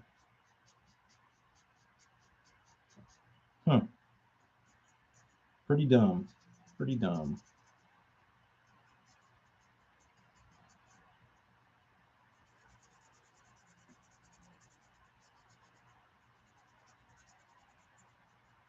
I don't know. I don't like rules.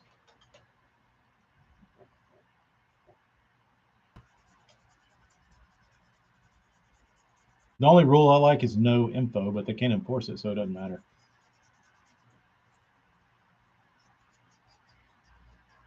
And that's the other stupid thing is that it was practice. You should certainly be able to do it in practice.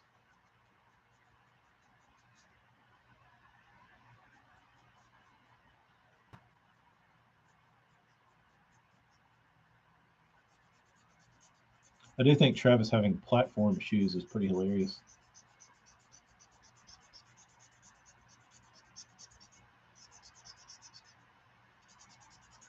Travis, that would be pretty badass if you had a hydraulic front deck that like lifted up.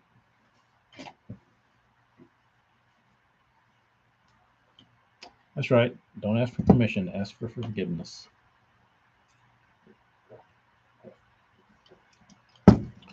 One guy out of six to protest.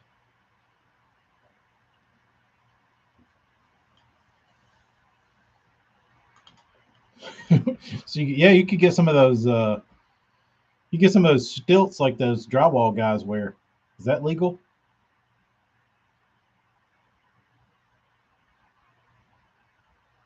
That would be pretty funny. Manson and stilts.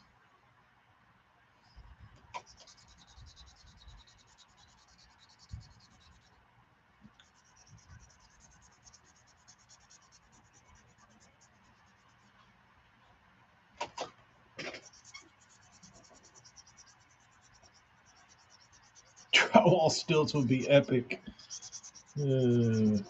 I need to. I guess I need to make that for Travis and tag him in it. I need to take a guy in drywall stilts and crop his head in it.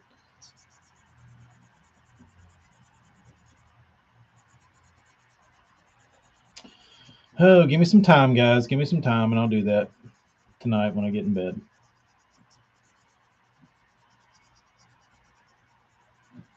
I'll try and make a smallmouth crush meme. Rich, I'm sure Randy will address that. I mean, he posts like three videos a day. He's got to be looking for shit to post about. So.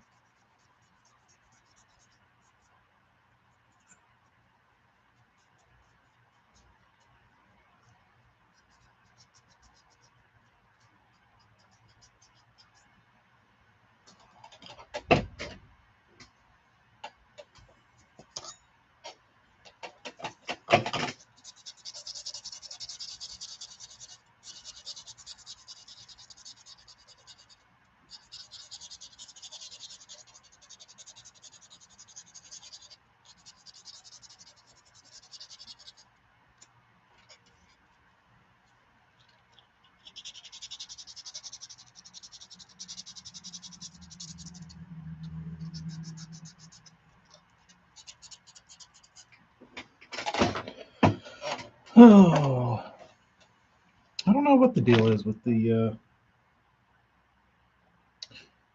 all the rules. Are y'all pro A rig or anti A rig?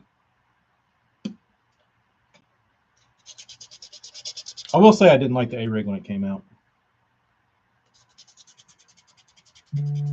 Uh oh. Can y'all hear me on Instagram?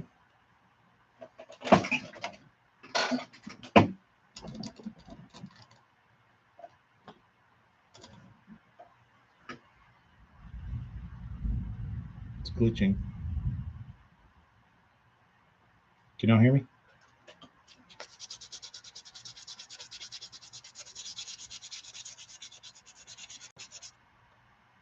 The only thing I didn't like about the A rig was, and it wasn't like that it needed to be banned. It was just frustrating because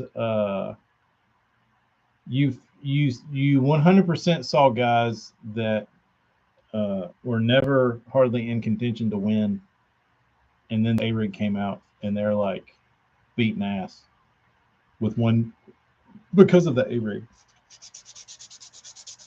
It's not their fault, you know what I mean? Like they picked it up and figured out how to use it. It's just it was tough to swallow that pill that, like, you know, that you could have one rig that could take, you know, somebody with lesser experience and just give them this bait and then they could be like competitive. Um,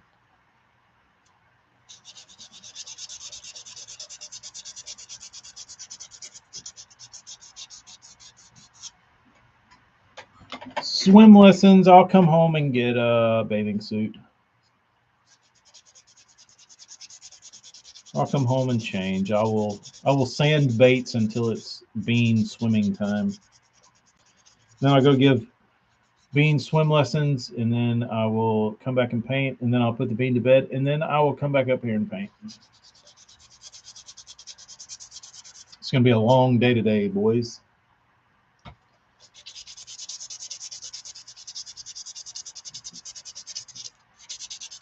The night shifts rolling in.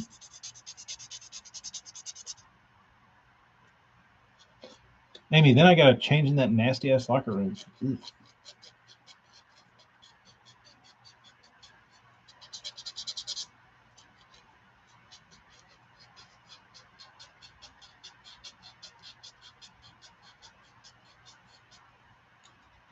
I will say the first time I think I've told this story before, but the first time the A-Rig came out, like after Elias won and you couldn't buy them anywhere, I told my dad, I was like, I got to build one of these damn things. I got to see what this thing's all about. So we built one out of some bullshit wire, and I took it out there and rigged it up, put my little swim baits on it, and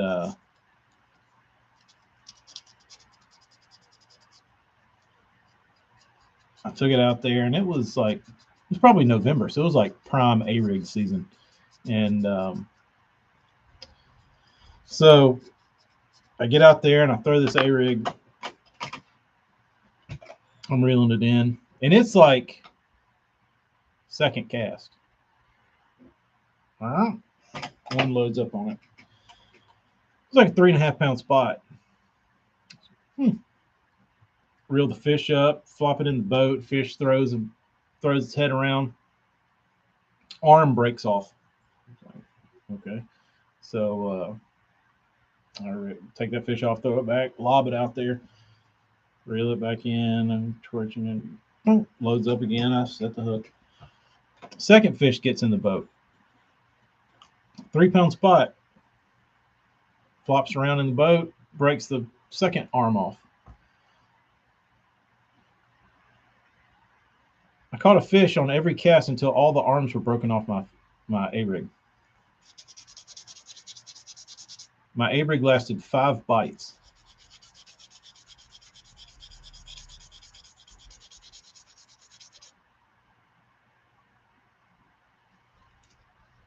I got home and told my dad, I was like, that thing's legit, but we need some different wire.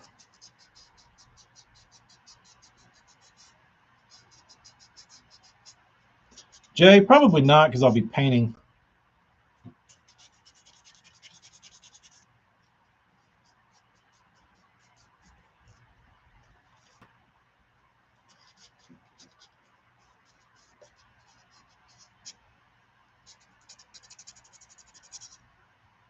But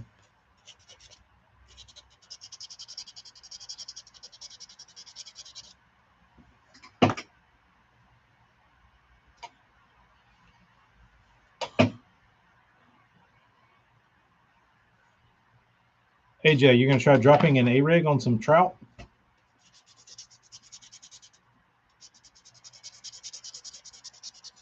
Honestly, since that first little run of me making A-Rigs, I don't think I threw it after that. Like, I think I bought a umbrella and threw it for a little while, but I never made that. The A-Rig was never like, I always kind of looked down on it. So I quit throwing it. Like, I never threw it. And then anytime I'm in somebody's like a guy I fish with, he was like pulling out an A-Rig. I was like, people still throw that? He's like, oh, hell yeah. I wouldn't even think to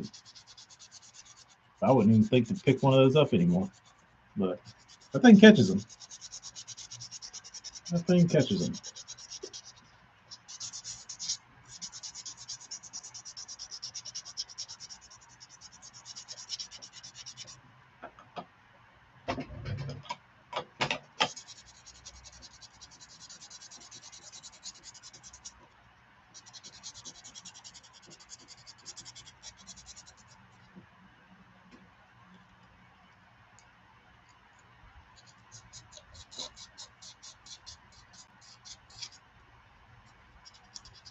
AJ, you're putting way too much thought into this trout mumbo jumbo.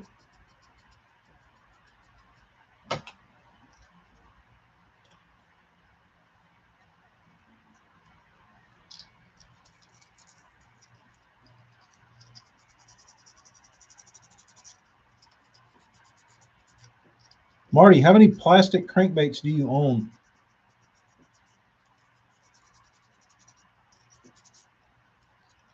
Just out of curiosity.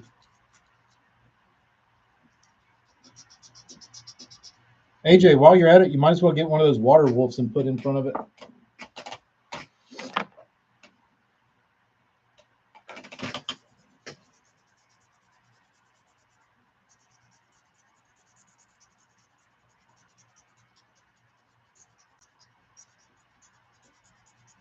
Daniel, what are you going to buy?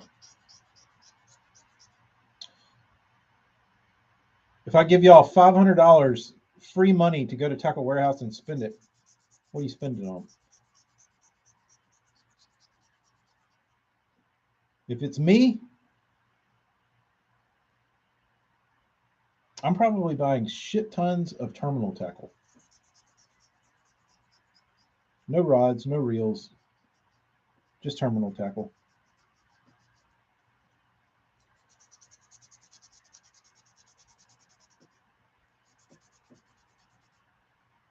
Team No Fish is buying a rod and reel. Probably a good choice.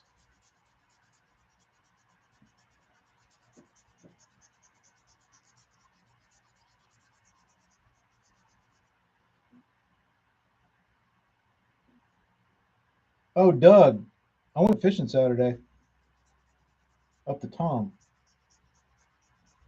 and they were biting. Really biting.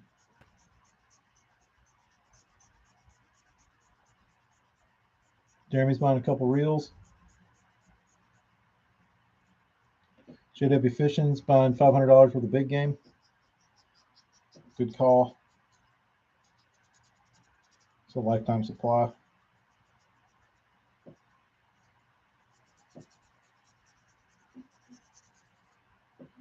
Jay, you like a Brazex?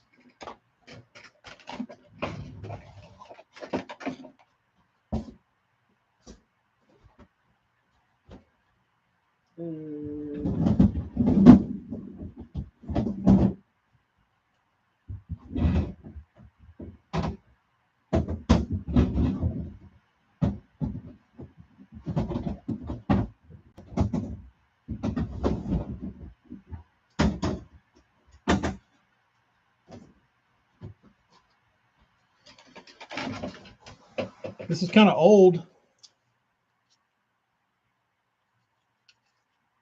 1,000 yards. I don't know how much is left on it.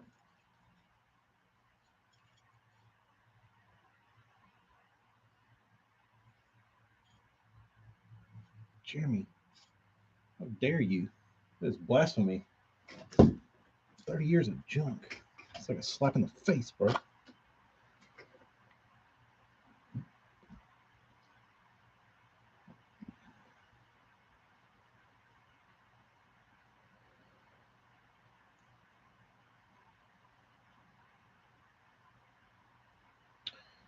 For those of you not in the know, LR stands for Little Rock.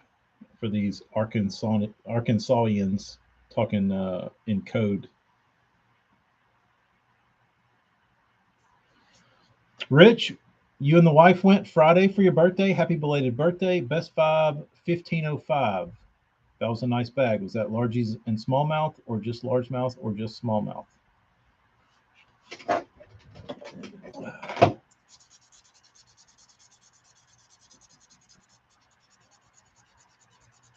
Fluoro is junk. Thank you, Travis.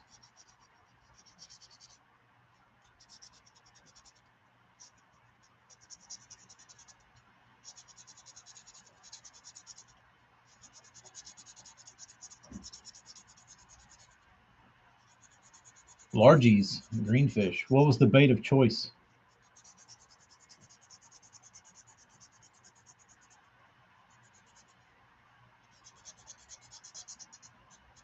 JW, I like it for everything. Not gonna lie.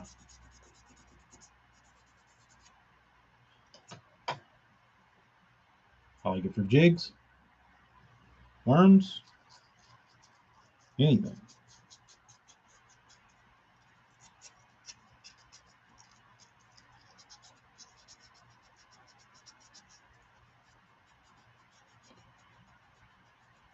Wacky rig. That's fun.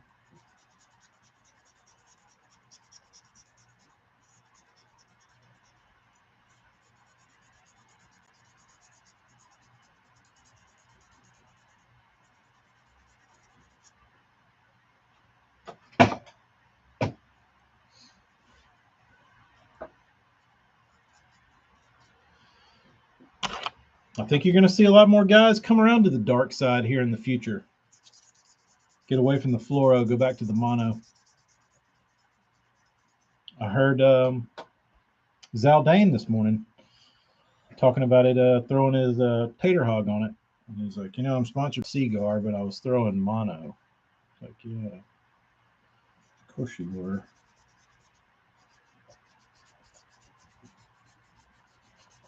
AJ's on YouTube pumping Vanish.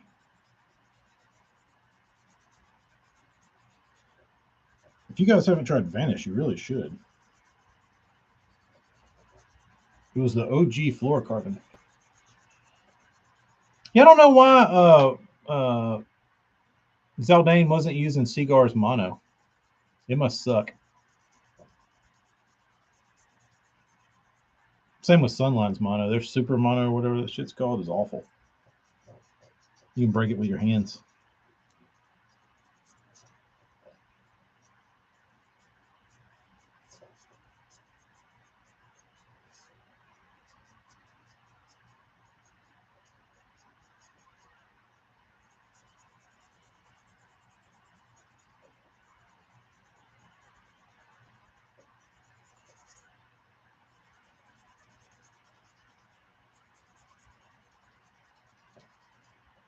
I saw Matt from Tater Hogs at the Classic on Conroe, and I think I offended him because he had a case set up there with some tackle store, and he had his baits all in the case. And I walked by and I peeked in the case to see what was in there.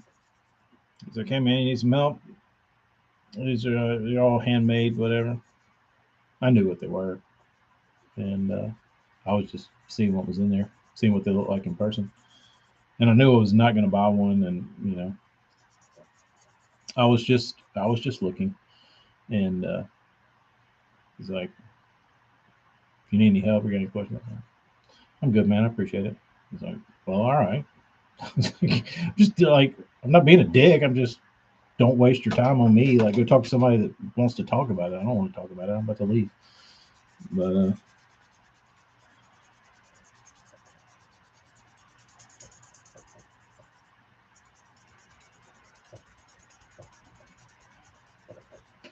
JW fishing, I would probably fish if I had to fish fluoro and I had a giant wallet. I'd probably fish Gamma. Gamma's my favorite I've ever thrown.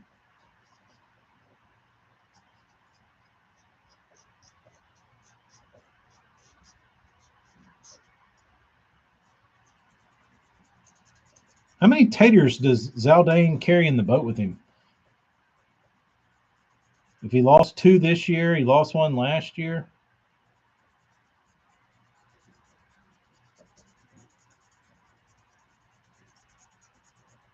Is it Matt McBee? Is that Tater's full name?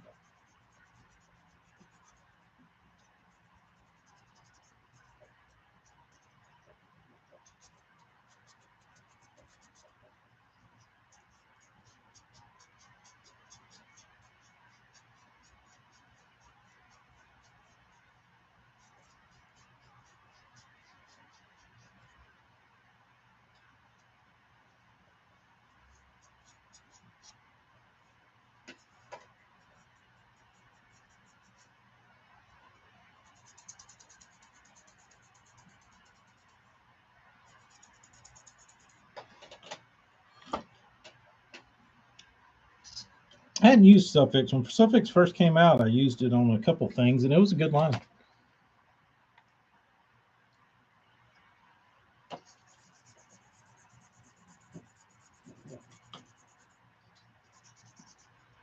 I don't know why more saltwater guys don't use Matt's baits, because they look just like a croaker. Like when he foils one, like his profile and his foil is a croaker swim bait.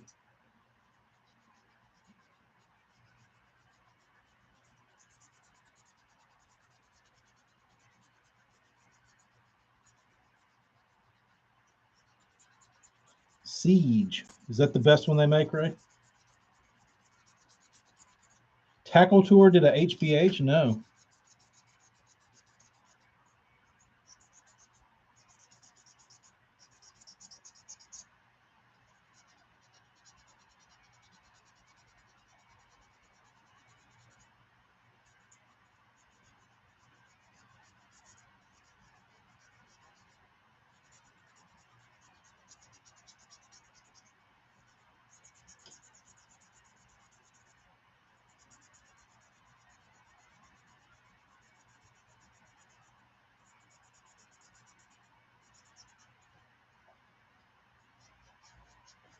Did they say how long it took them to acquire that HBH?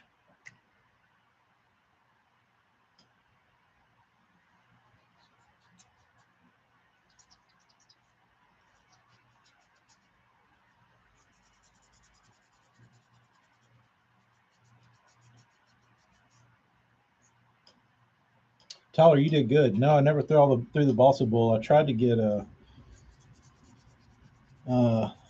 I asked Mike about it. I was like, "You got any Balsa Bulls laying around the shop?" And he's like, "No, I wish I did." Um, but he said the people that were manufacturing that bait for him, uh, their the manufacturing facility burnt down, and they never built it back. Like they never went back in business.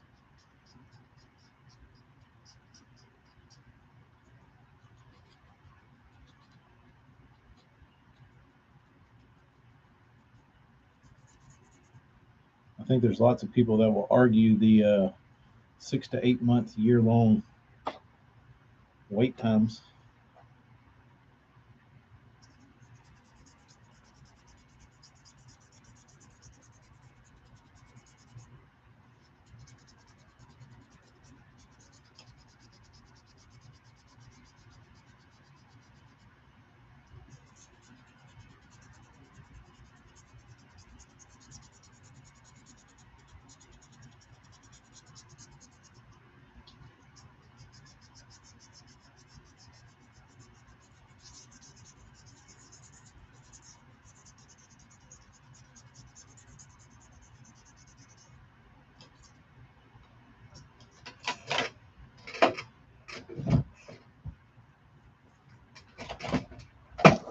Whoa, no.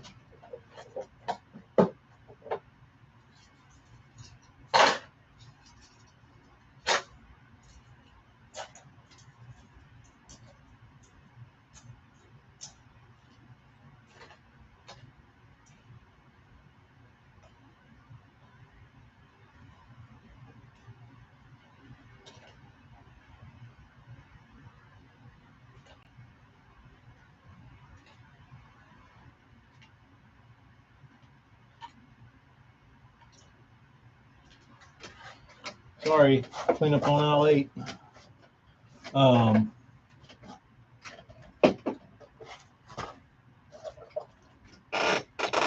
Tyler, that one doesn't, but this one does. This is a Dreamwalker Magnum.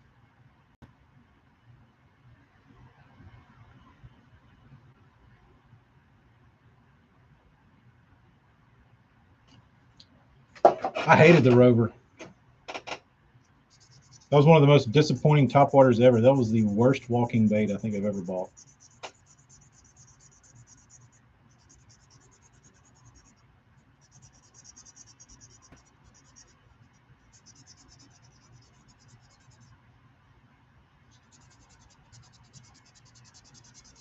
Like I could never get the Rover to like start walking. Like it was just janky, dude. Marty, I haven't. It's still sitting here.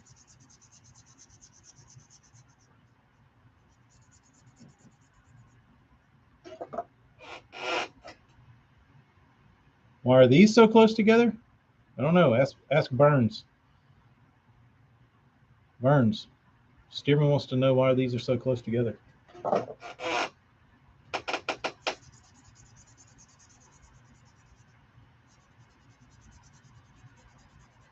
Oh yeah, I've painted a few of those Amazons back in the day. No, save your money. The Rover's a piece of shit.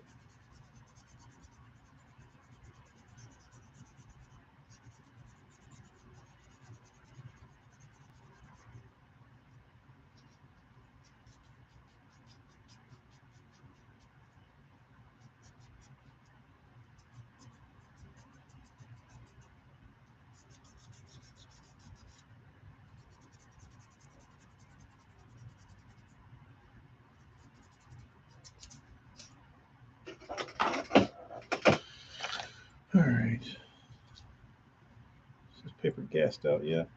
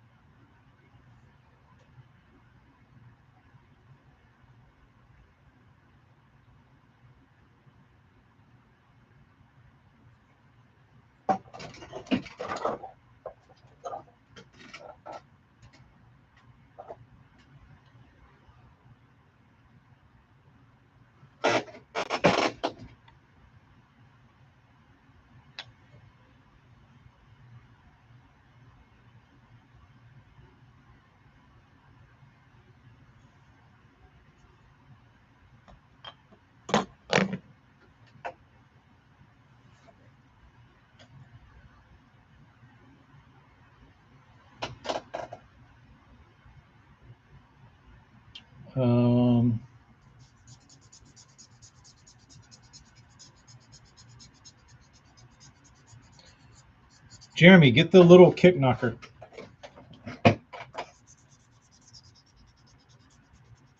It's like a barely legal vixen.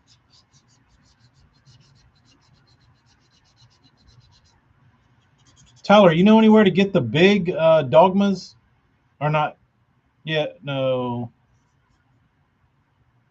Yeah. I knew somebody looking for the big one, the big dogma.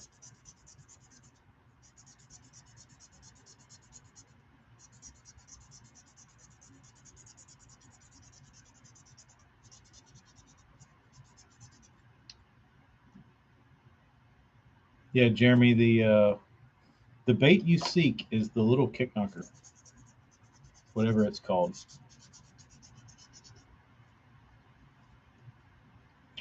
Or the barely legal vixen if you can find one.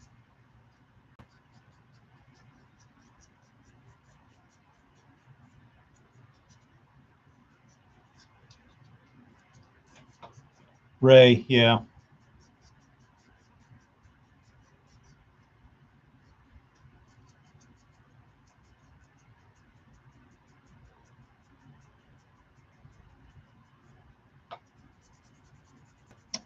AJ, thank you for confirming the rover is a piece of junk.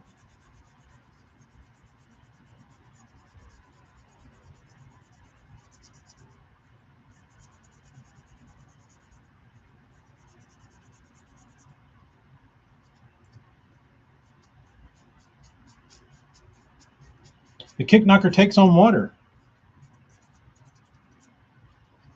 Haven't heard that review yet.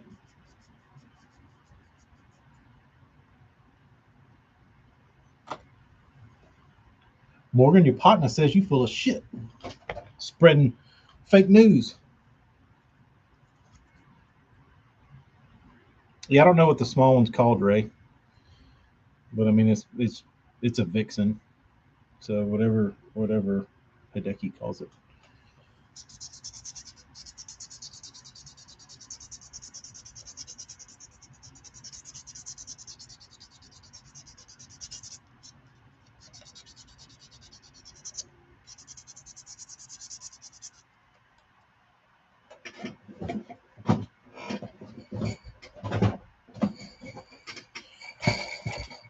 I'll be a dick. The rover. Josh can tell you how good what's that other one? What's that new one you can get? That what's his name? Tyler Excite. They got a really good looking top water coming out. Cutting edge.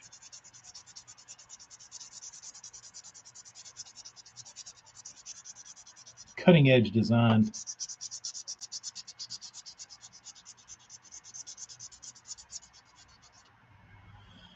Man, this is making me hot.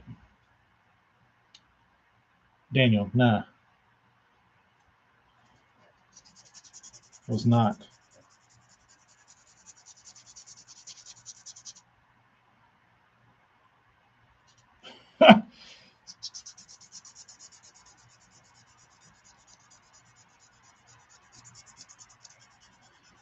Sight Baits. What a stupid ass name. What a stupid ass name.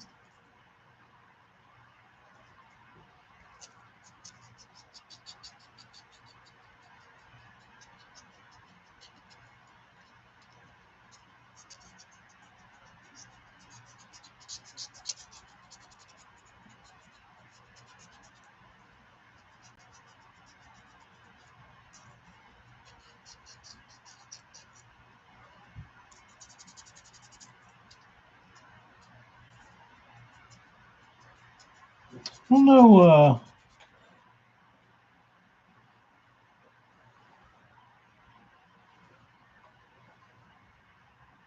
The Pop Max. You're the first person I've ever heard say that a Pop Max is worth a shit. Most beautiful topwater on the planet.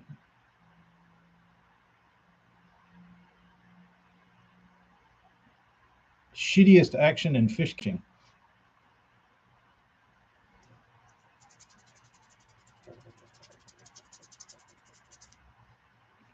Jeremy, I'm sure it is out there somewhere.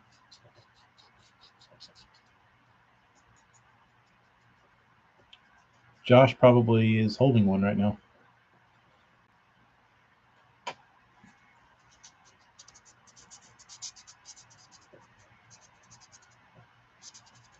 Didn't they make a wood Sammy?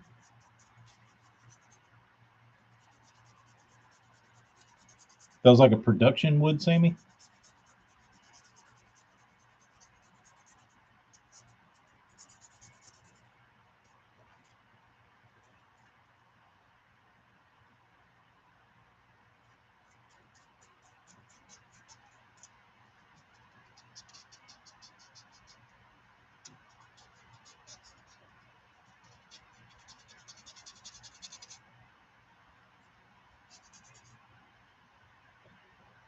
Were those worth a shit?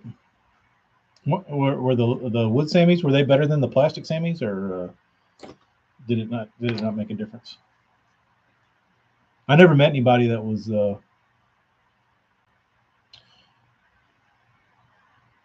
Was the Sammy the copy of the Balsa Pro Ichiban?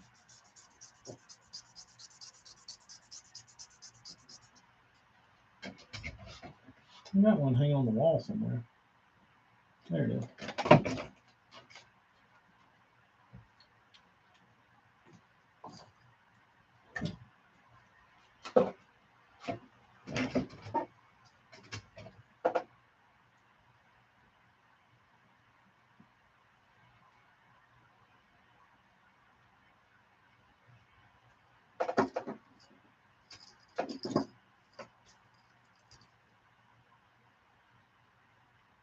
Beautiful foil job. I'll give him that.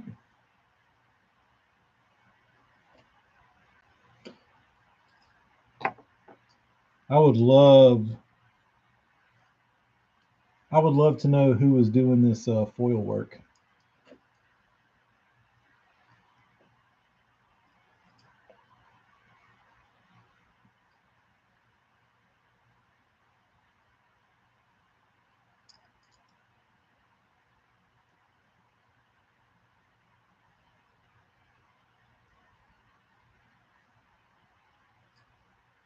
Josh, is there any manufacturers out there doing foil work like that anymore? Or is that a thing of the past?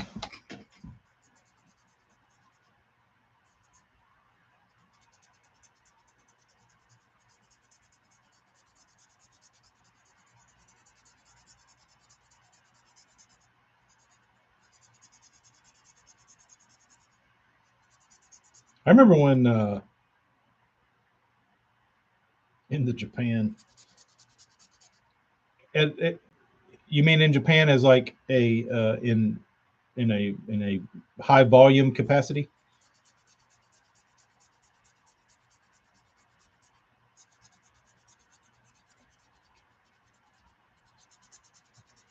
The dude, I remember when pup fishes would sell for like 150 bucks a clip. The STI pup fish.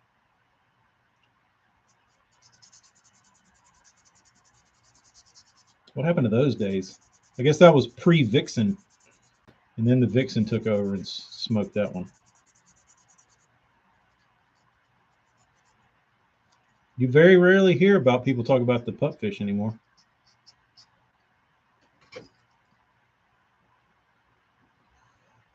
Ray, that's a Ichiban Balsa Pro, the precursor to the Sammy.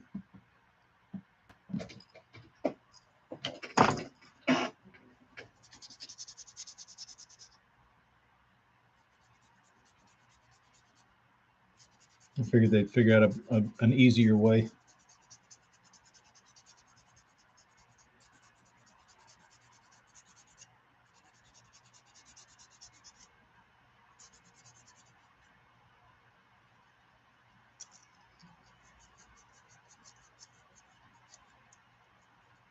The old pupfish. We found some down here at a yard sale, which is odd.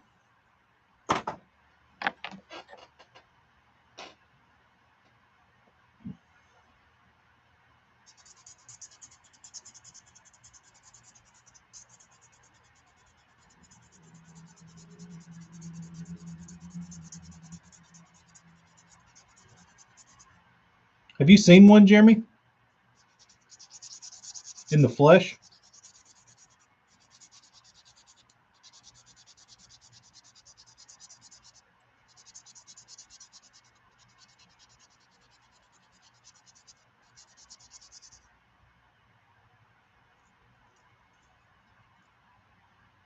Damn, I've only got 4 more baits left.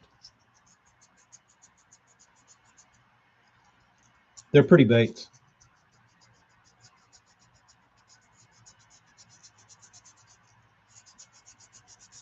Yeah, I think the guy that was building them actually died unexpectedly.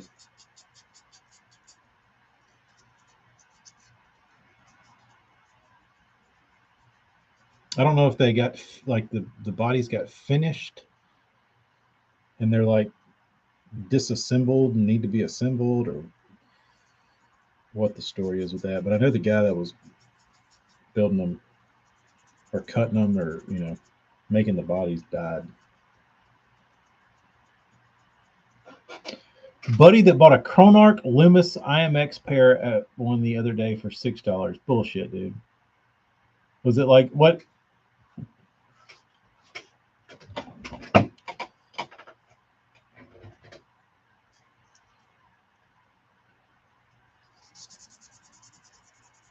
Is it did you throw it, Josh?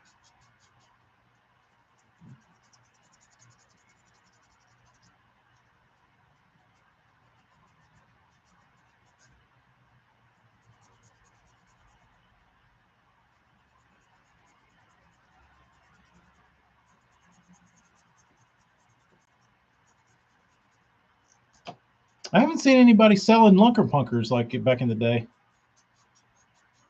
The draw of a balsa topwater.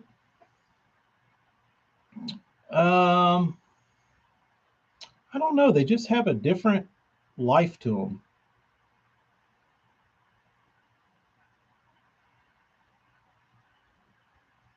They just feel different. I feel like they're a little easier to walk. They're a little freer. I don't know. It's the same, just the same with like a wood bait. They just act different.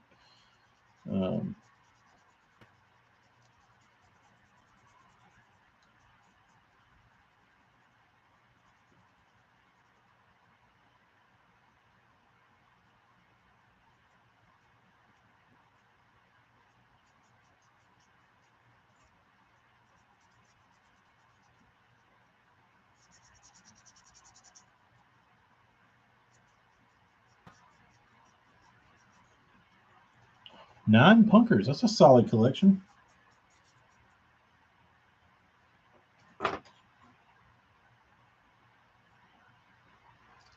You have a favorite color?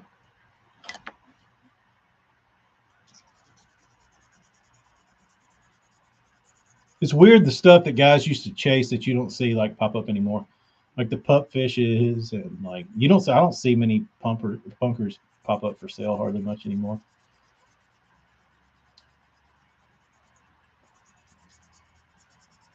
Which back in the day, anytime you got on Facebook, there was somebody like wanting to buy a punker, wanting to trade a punker, wanting to sell a punker.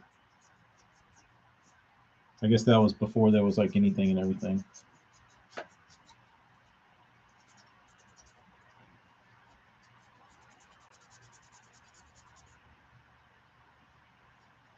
Josh, I don't know if I'm ever finish these damn things. I damn broke a sweat in here.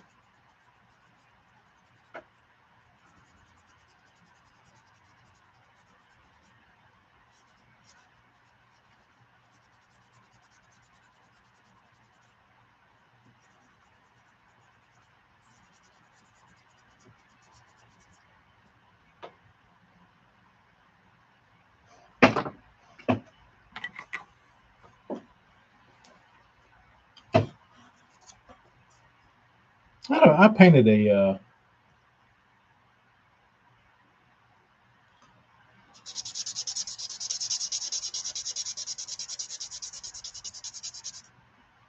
Josh, I would have blasted these, but I ran out of all my soda got wet. I ran out of media.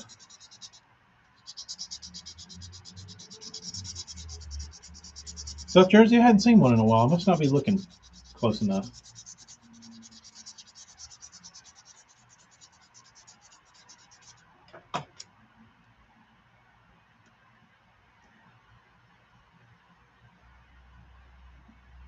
I painted a car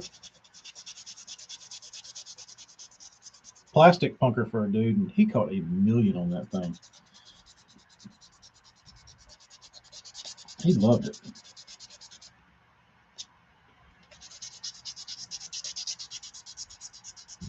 I think it's just what you throw.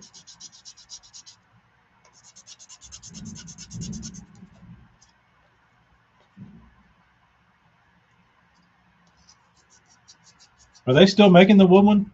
Black Dog, do they still make the OG wood punker? Or is that not a thing anymore?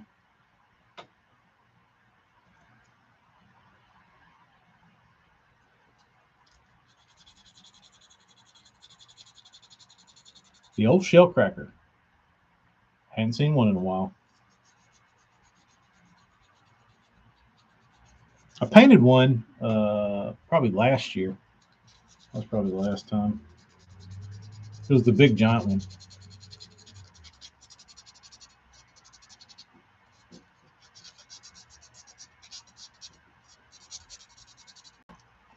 Travis, my fingernails.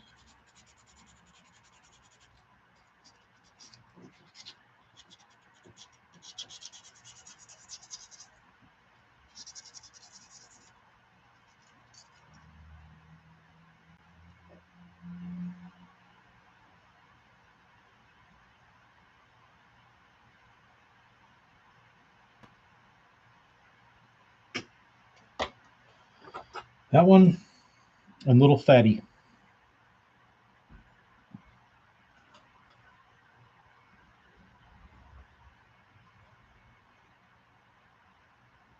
This is just this is the first. This is the prototype.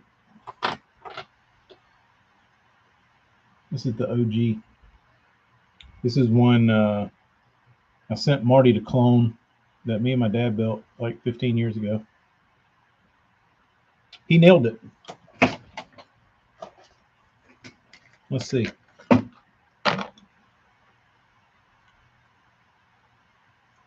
As embarrassing as it is,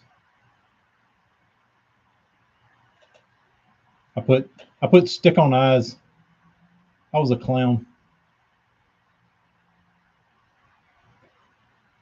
What a buffoon.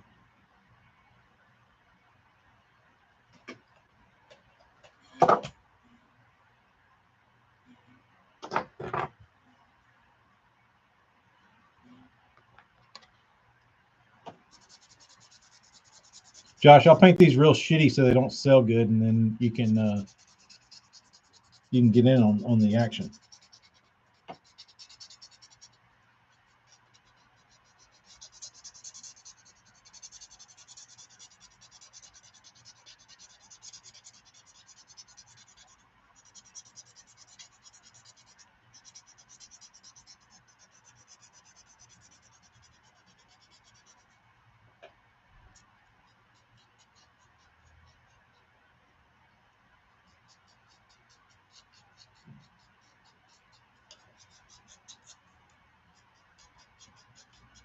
Natural copper perch.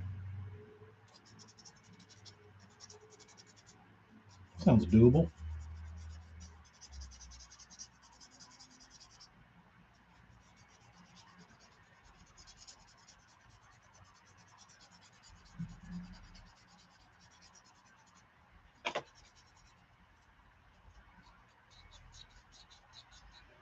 Daniel, yes, I will give the Arkansans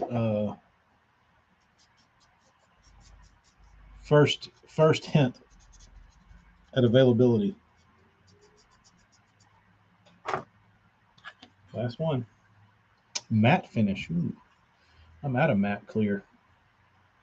And I'm scared to get on the website and reorder it because I don't want to see how much the price has increased.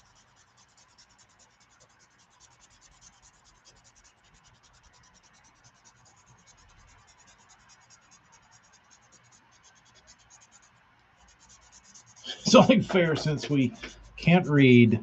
It's nice to see some other state get made fun of other than Alabama. I thought only people made jokes like that about Alabamians. I didn't know Arkansas caught shit.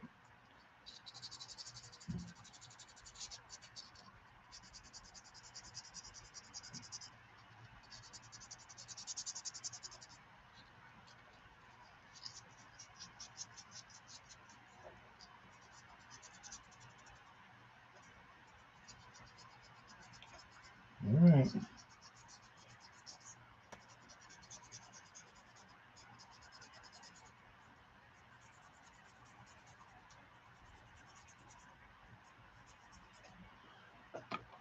All done.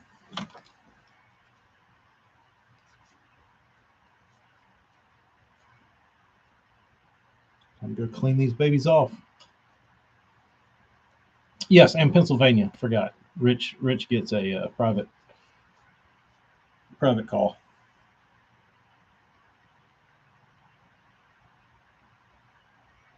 There you go. Now to pick colors.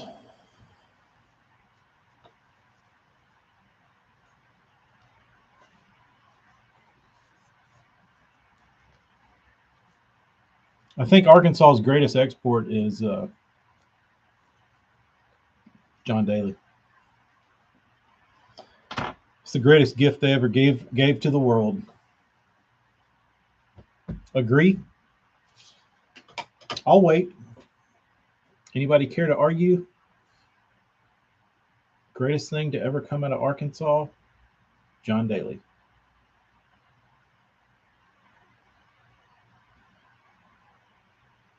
And Marty Burns also.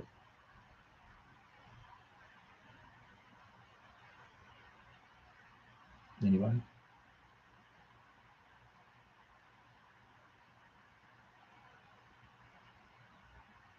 Nope.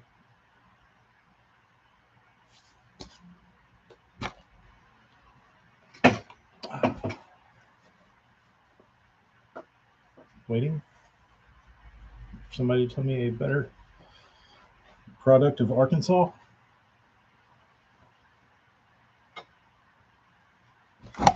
AJ, do people in Nebraska really talk shit about the South like that? The worst export from Arkansas? I mean, I don't know.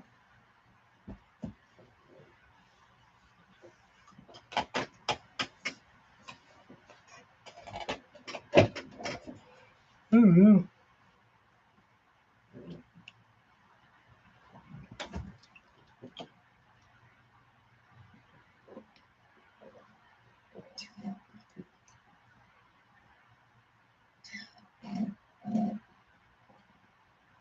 What is it, Daniel?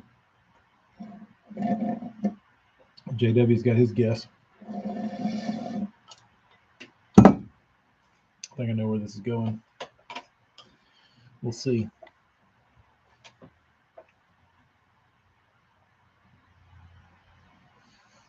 I don't know a lot about the state of Arkansas.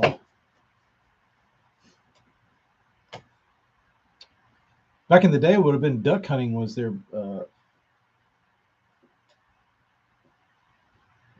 greatest attribute. It's wrinkly. Are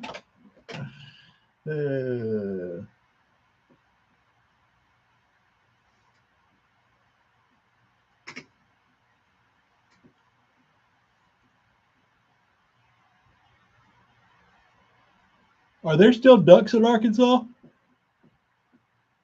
Serious question. Is Stuttgart still considered the hub of duck hunting?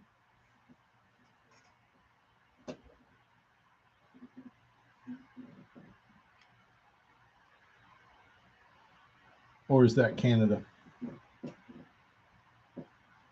Has it moved north? Still is.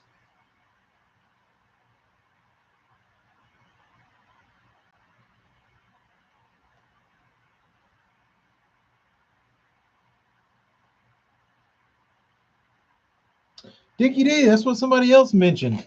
We were trying to pin down whose they were.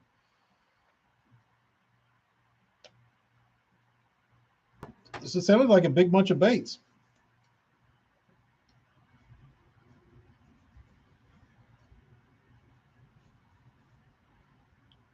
I would like to have known who they were. I might would have got in on the action.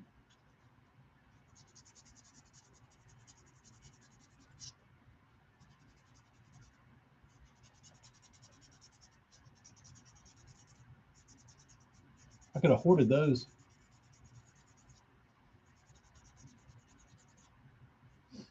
Which I got plenty. I've got plenty.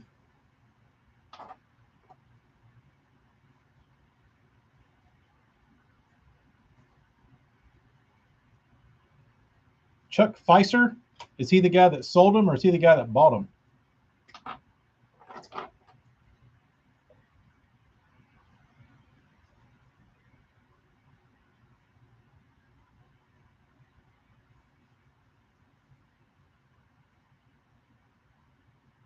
What do you tell him, Rich?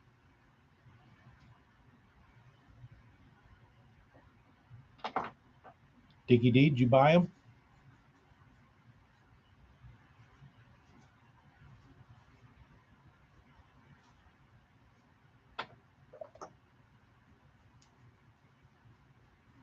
Oh, yeah. There's a little place called Walmart that came from Arkansas.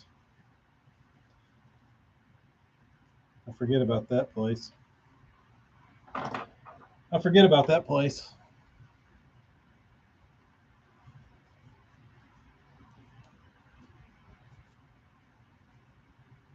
Man, I used to love BBC.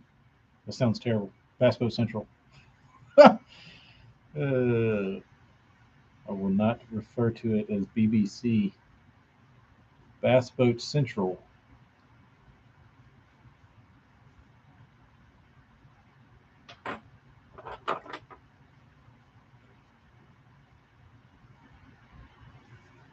Then Dickie D said, "You live in damn Florida. What are you doing with this shit?"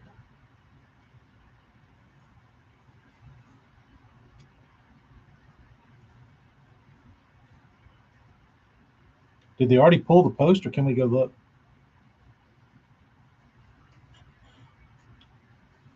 AJ, which is the new T-shirt? The BBC one?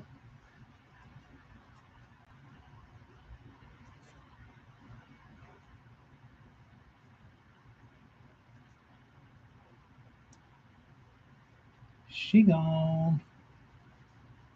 The Austin days. Love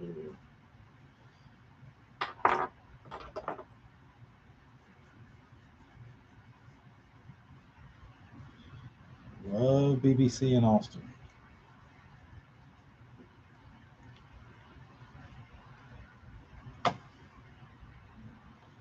Looks a little glassy.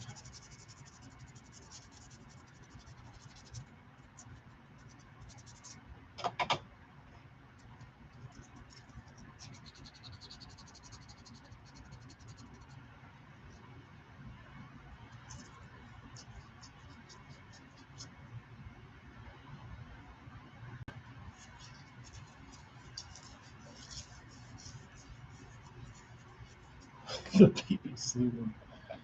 Oh.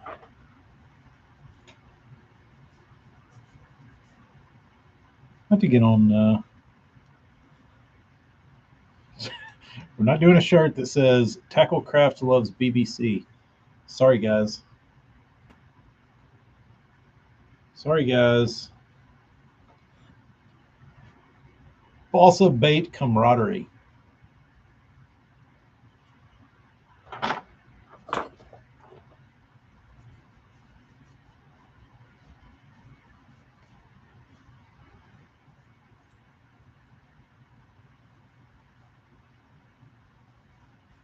Pretty good. Pretty good.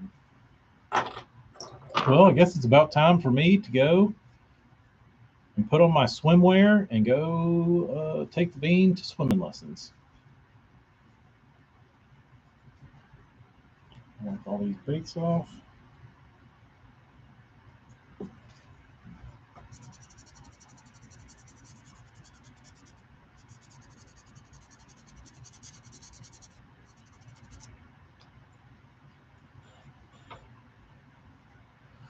Oh, South Jersey, I do not.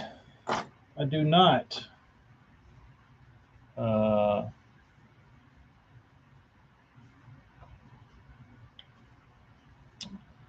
Letter Josh Heron. Um,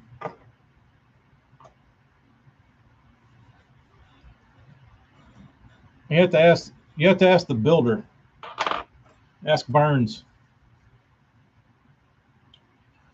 Burns, are you building epic shads now or in the near future?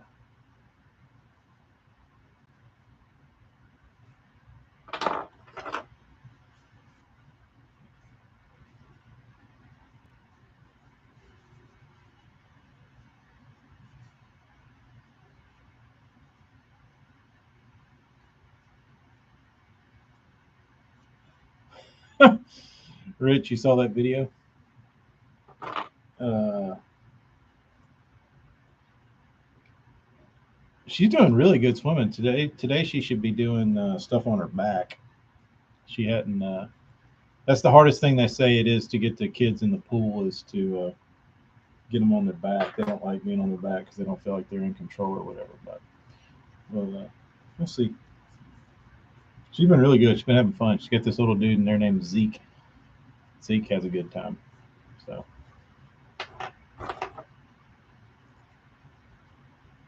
See if I got any fishing pictures.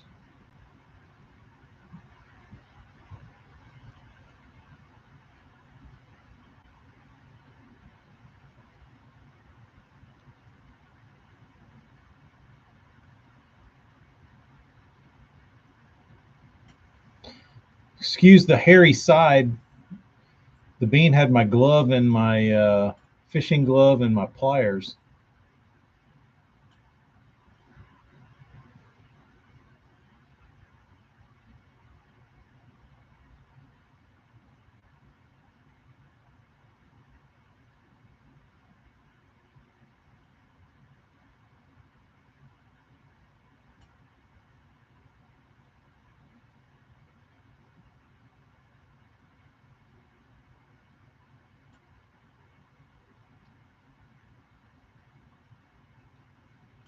Uh, Dickie D occasionally. Um,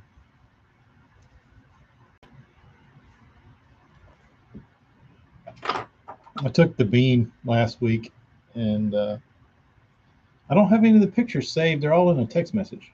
I need to save them so I can show them off. But the bean is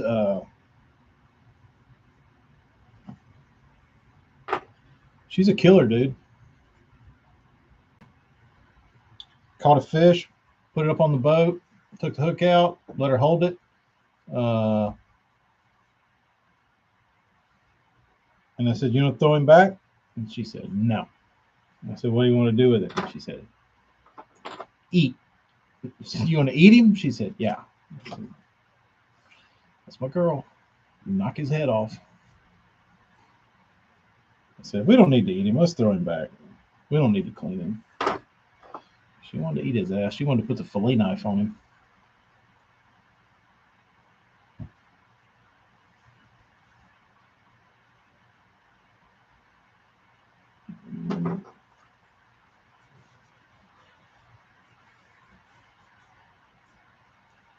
What the hell is going on? Damn, I've been on here 3 hours. Quite the sesh. All right, I'm gonna go knock the heads off. That's right. Do people say that around y'all? If they're talking about cleaning fish?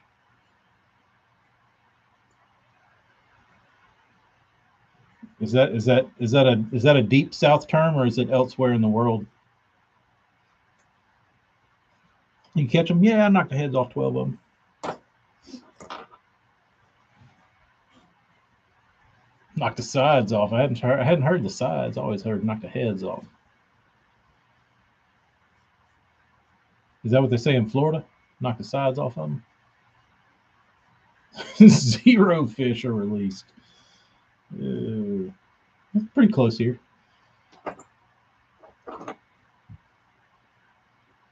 If you get hooked, you going in the grease.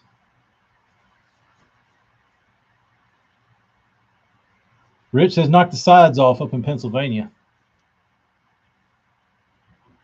Knock the heads off. Knock the sides off. All right. Well,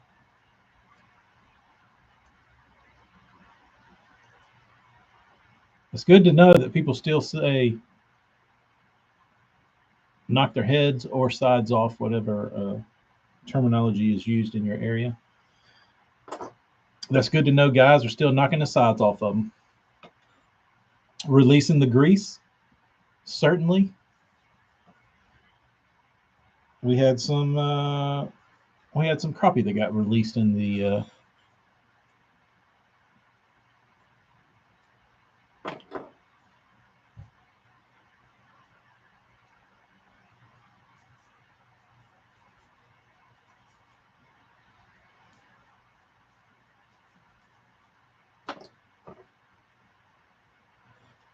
we had crappie last night. My dad fried it.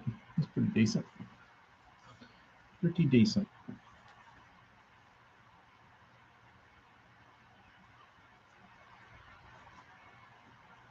All right, last one. He doesn't see another batch of epic shads being released anytime soon. There you go. Jay says they say wrecked him. Damn near killed him. See y'all later.